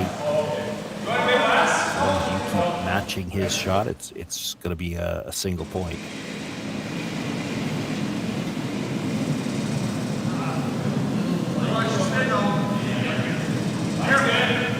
Here's Colton back. Hey, mine's great. Line is perfect. Mine's great. Back forward. Hey, go on. Put it down. Oh, you got to grow, guys. Tight. Right over there. Tight. Tight. Keep going. Keep going. Keep going. Keep going. Keep going. You get a half under. Yeah, it's pretty good. Is Jordan going to take the bait? It's like a rock behind the T-line. So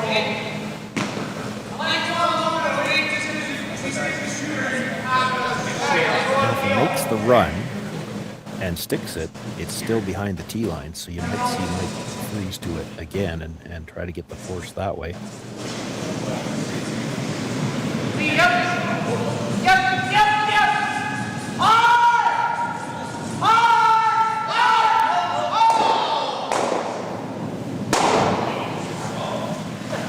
Yeah, away he goes. Another run back made.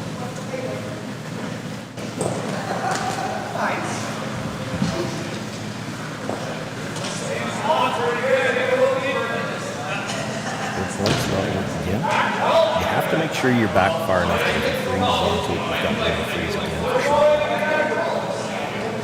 Correct. Backing. Colton's just barely beaten him from the last one. It is moved over slightly, but here's nine months. Looks like the Here's their finish. it sure is dying. Last is like coming in a little wider. So I think you're fine.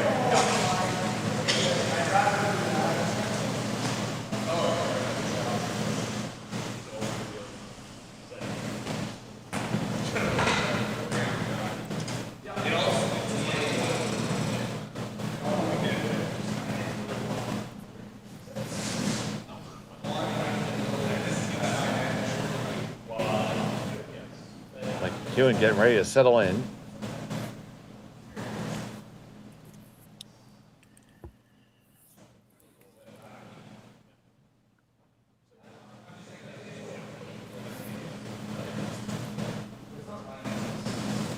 And deliver his first of the 7.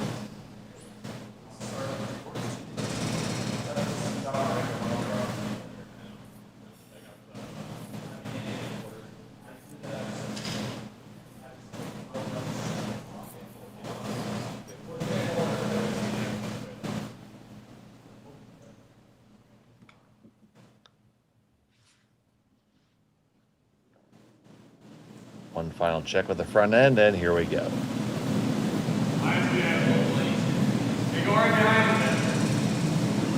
Flash on the power clean here.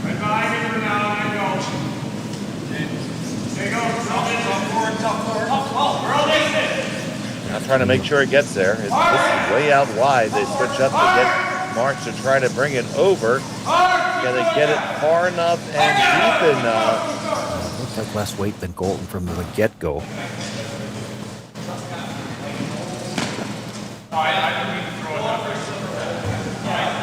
If Jordan sticks the run back, he's going to have a chance to score his 2 here. Yep. Yeah, I was looking for a bigger push, but then he didn't run it straight. All the insightful commentary I had for that.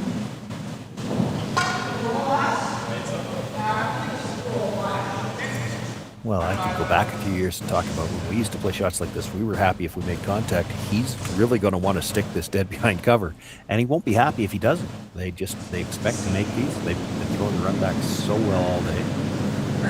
That'll be good. That'll be easy. McDonald on the run back here. Oh, no. Well, Sean Joyce this time with the commentators. Yeah, I just want to be in a good map, that's all.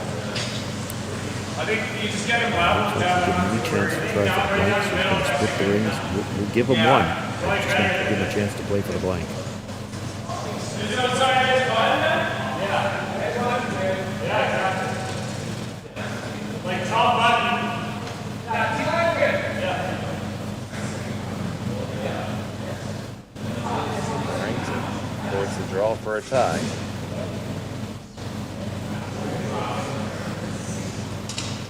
Or hit, whatever they like.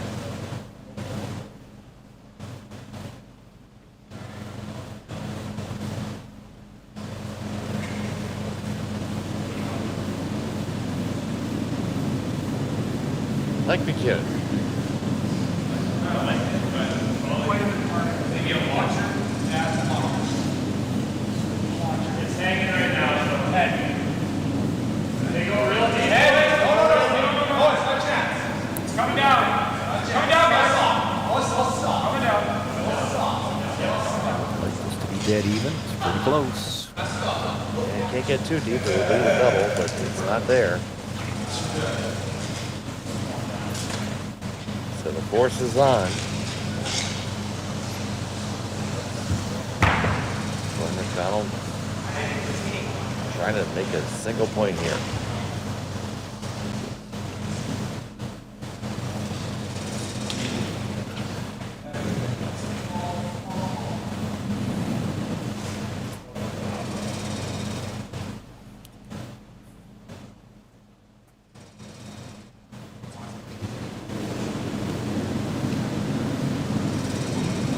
Final still in the 7th.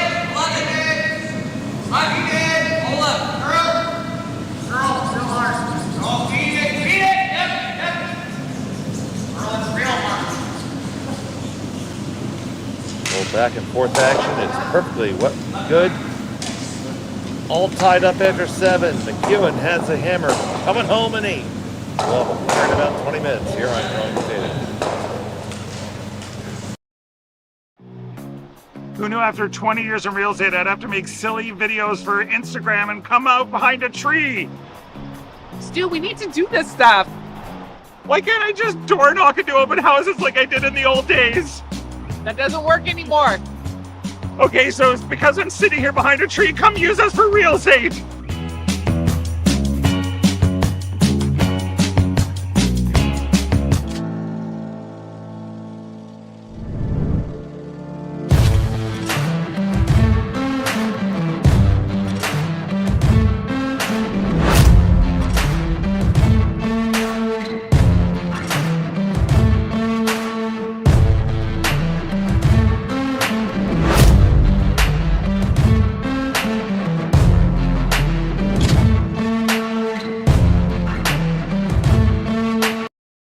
All right, real talk for a second.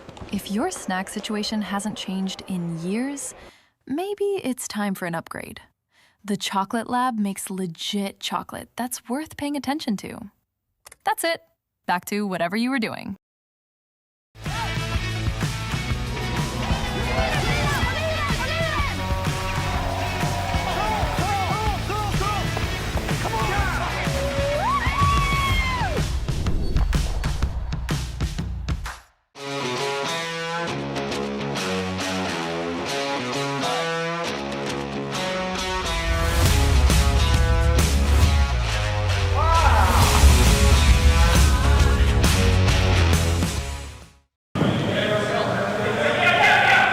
Welcome back to the Martensville Curling Club. It's the finals of the Curling Stadium.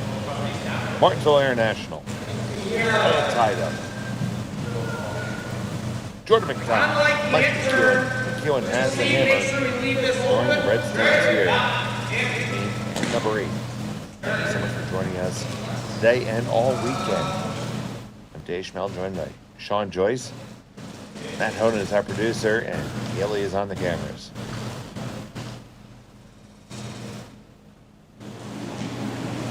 And Sean, it's been a lot of nip and tuck, but it just has to go with one. Yeah, probably more tucked than we used to with players, kind of 3 players on McEwen's team as well. And 2 tuckers. Well, I can't remember for an end on McDonald's team how they throw. I believe it's flat foot. I think Dominicky is too. So 5 up on their toe anyway.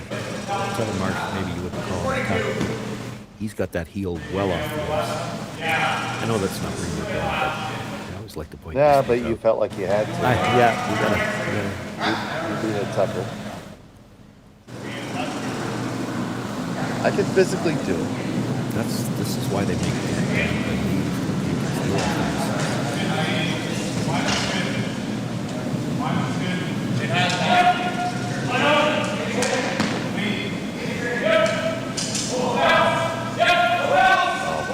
Wherever you are, whether you throw a tuck or if you throw a flat foot delivery, thanks for joining us here on Curling Stadium. Love you all.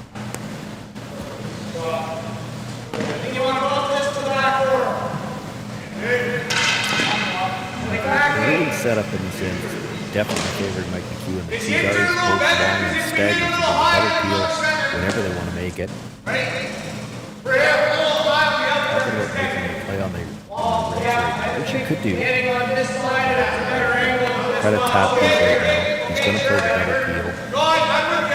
And you have to guard for a bit.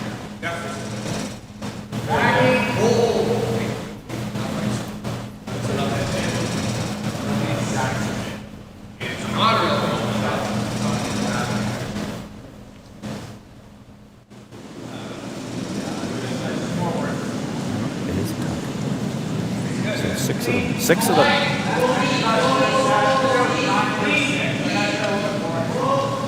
Tuckers of the world unite.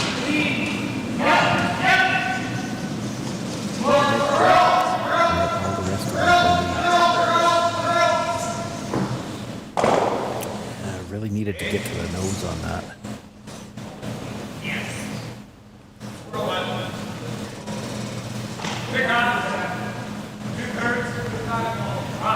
McEwen marches up to the guards and says, "Be gone." Extremely high guards. Probably have to guard the yellow. Guard the center line. They'll try to run it over the top of the yellow and get 3 rocks out away. You don't have much left to work with. 3-1 away right there.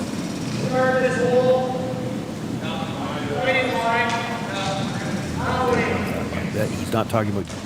Maybe he is. I was going to say he's not talking about freezing right there. He's talking about guarding that line. If you guard that line, they play them peel over the top of the yellow that's already in the ring and try to move 3 out of there.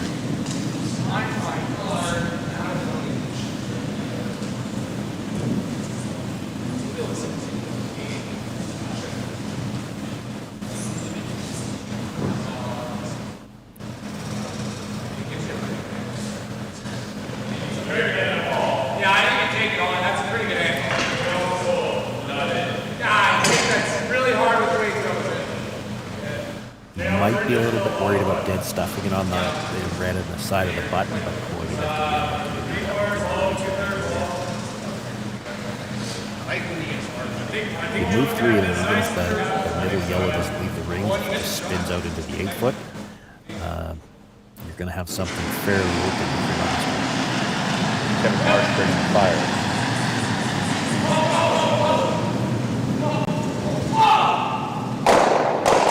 One, 2, 3, moving. There they go. That guard needed to be in line with the yellows, so he couldn't play that. Taking a look at it here, Sean.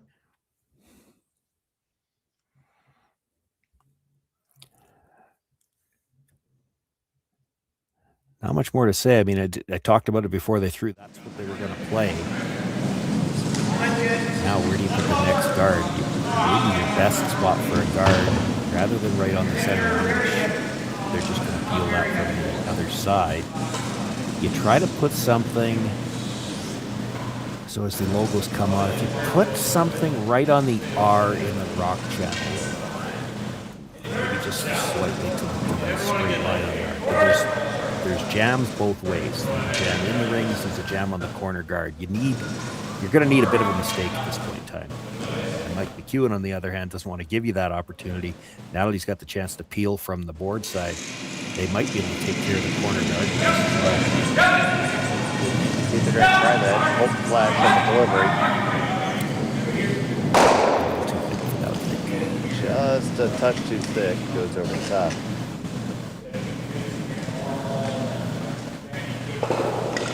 See where Jordon elects to leave this one.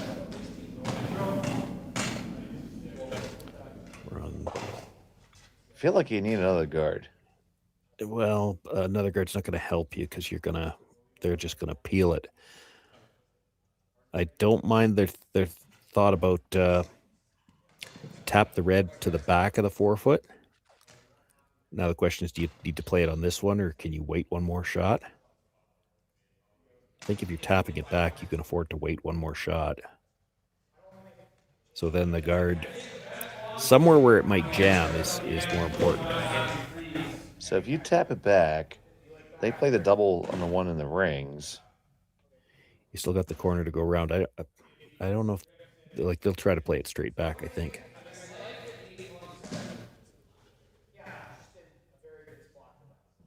Could freeze to it, let Mike blast it out, then know you're going to go around. He tries the run back. If he misses it, you can sit 2 on him anyway. It'd be nice if we had the rock counter right, wouldn't it? McDonald does not have last rock here. He's only got 3 left.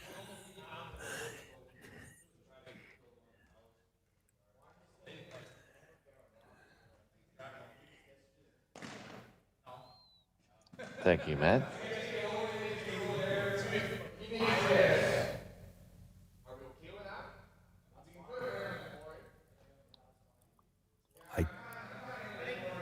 I'm not sure what they're talking about as often as they're not talking about hitting. I think they're talking about coming around the corner and hoping that Mike, trying the run back, hits it just off the nose and rolls something closer to the center line. I don't hate this. This goes back to the same idea that I was talking about where, you're not going to have anything buried on the center line. So you're hoping to sit 2 and maybe hoping that Mike rolls out. So they're going to come around the corner guard for now. You hope the run back is missed.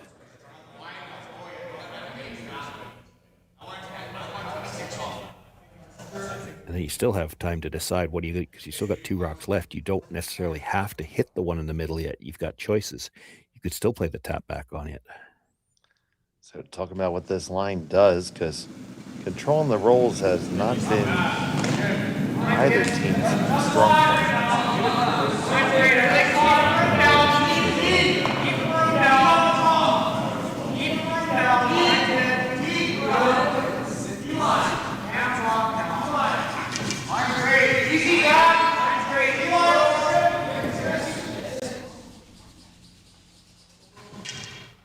And it's underneath. Second shot. Full 12. So the run back might have to roll a little closer to the center. I mean, you could hit this right on the nose. You don't need to stick it. You could hit it over the top a little bit too and maybe lose the shooter. Hold the flash.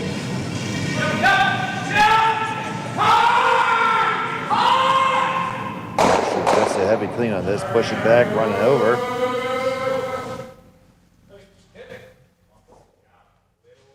Well, now. Yeah, now you're tapping back for sure.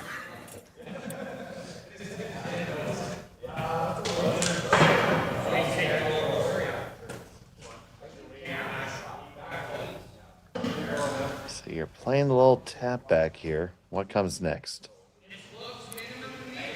Well, I mean, if you tap it back and make a perfect pocket, Mike's going to have to try to pick it. He'd like to take one of the reds with it. But if he doesn't, he's got a pocket to freeze into. It was interesting. He looked at playing this with the out turn first, but he's playing the in partly because you got to hit this ever so slightly off the nose.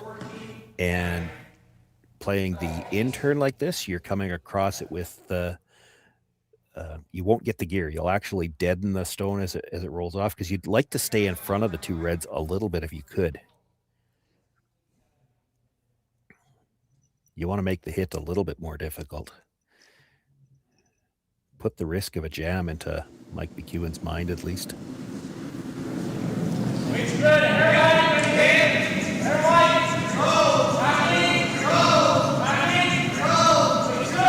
McDonald look for the tap back here.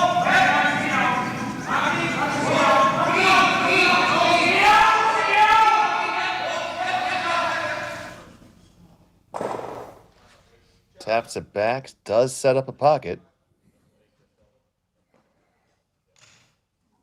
Yeah, needed to tap it a little farther. Mike can probably hit this right on the nose. Get the double. You probably don't want to overlap the 2 reds.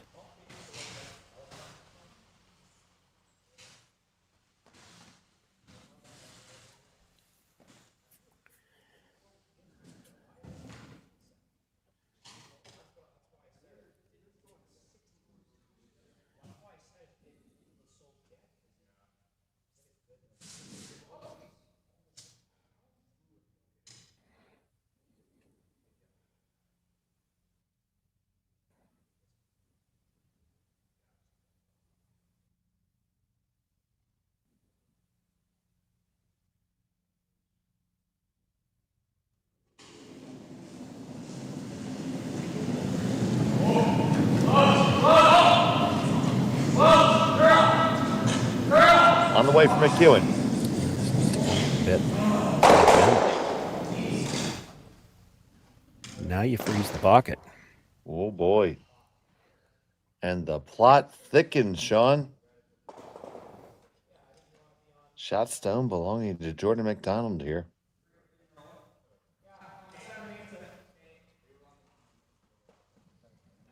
Put it right in that pocket.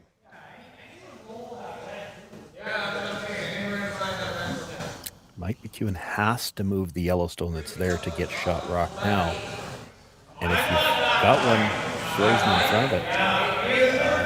It's tough. Like, he might be able to come off the red into it. Do you like this turn? Well, he just threw this, so. Yeah, it's fine. He definitely doesn't want to move the yellow. He's got to be second shot.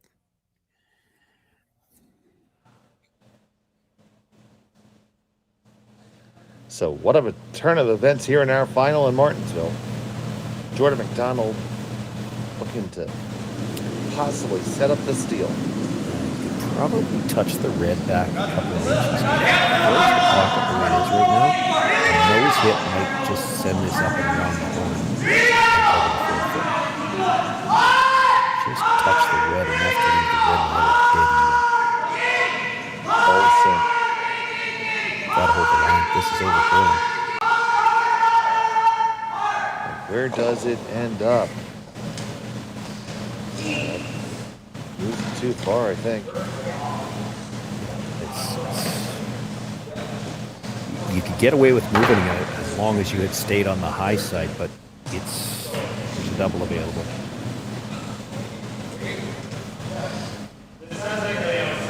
Almost might have to make the triple. I think when you're making a double on the yellows, I think there's a pretty good chance your shooter is clipping the red. Now you do have that red on the other side. Just got to kill the two yellows here. I think there's a chance all three of the stones on the button are going.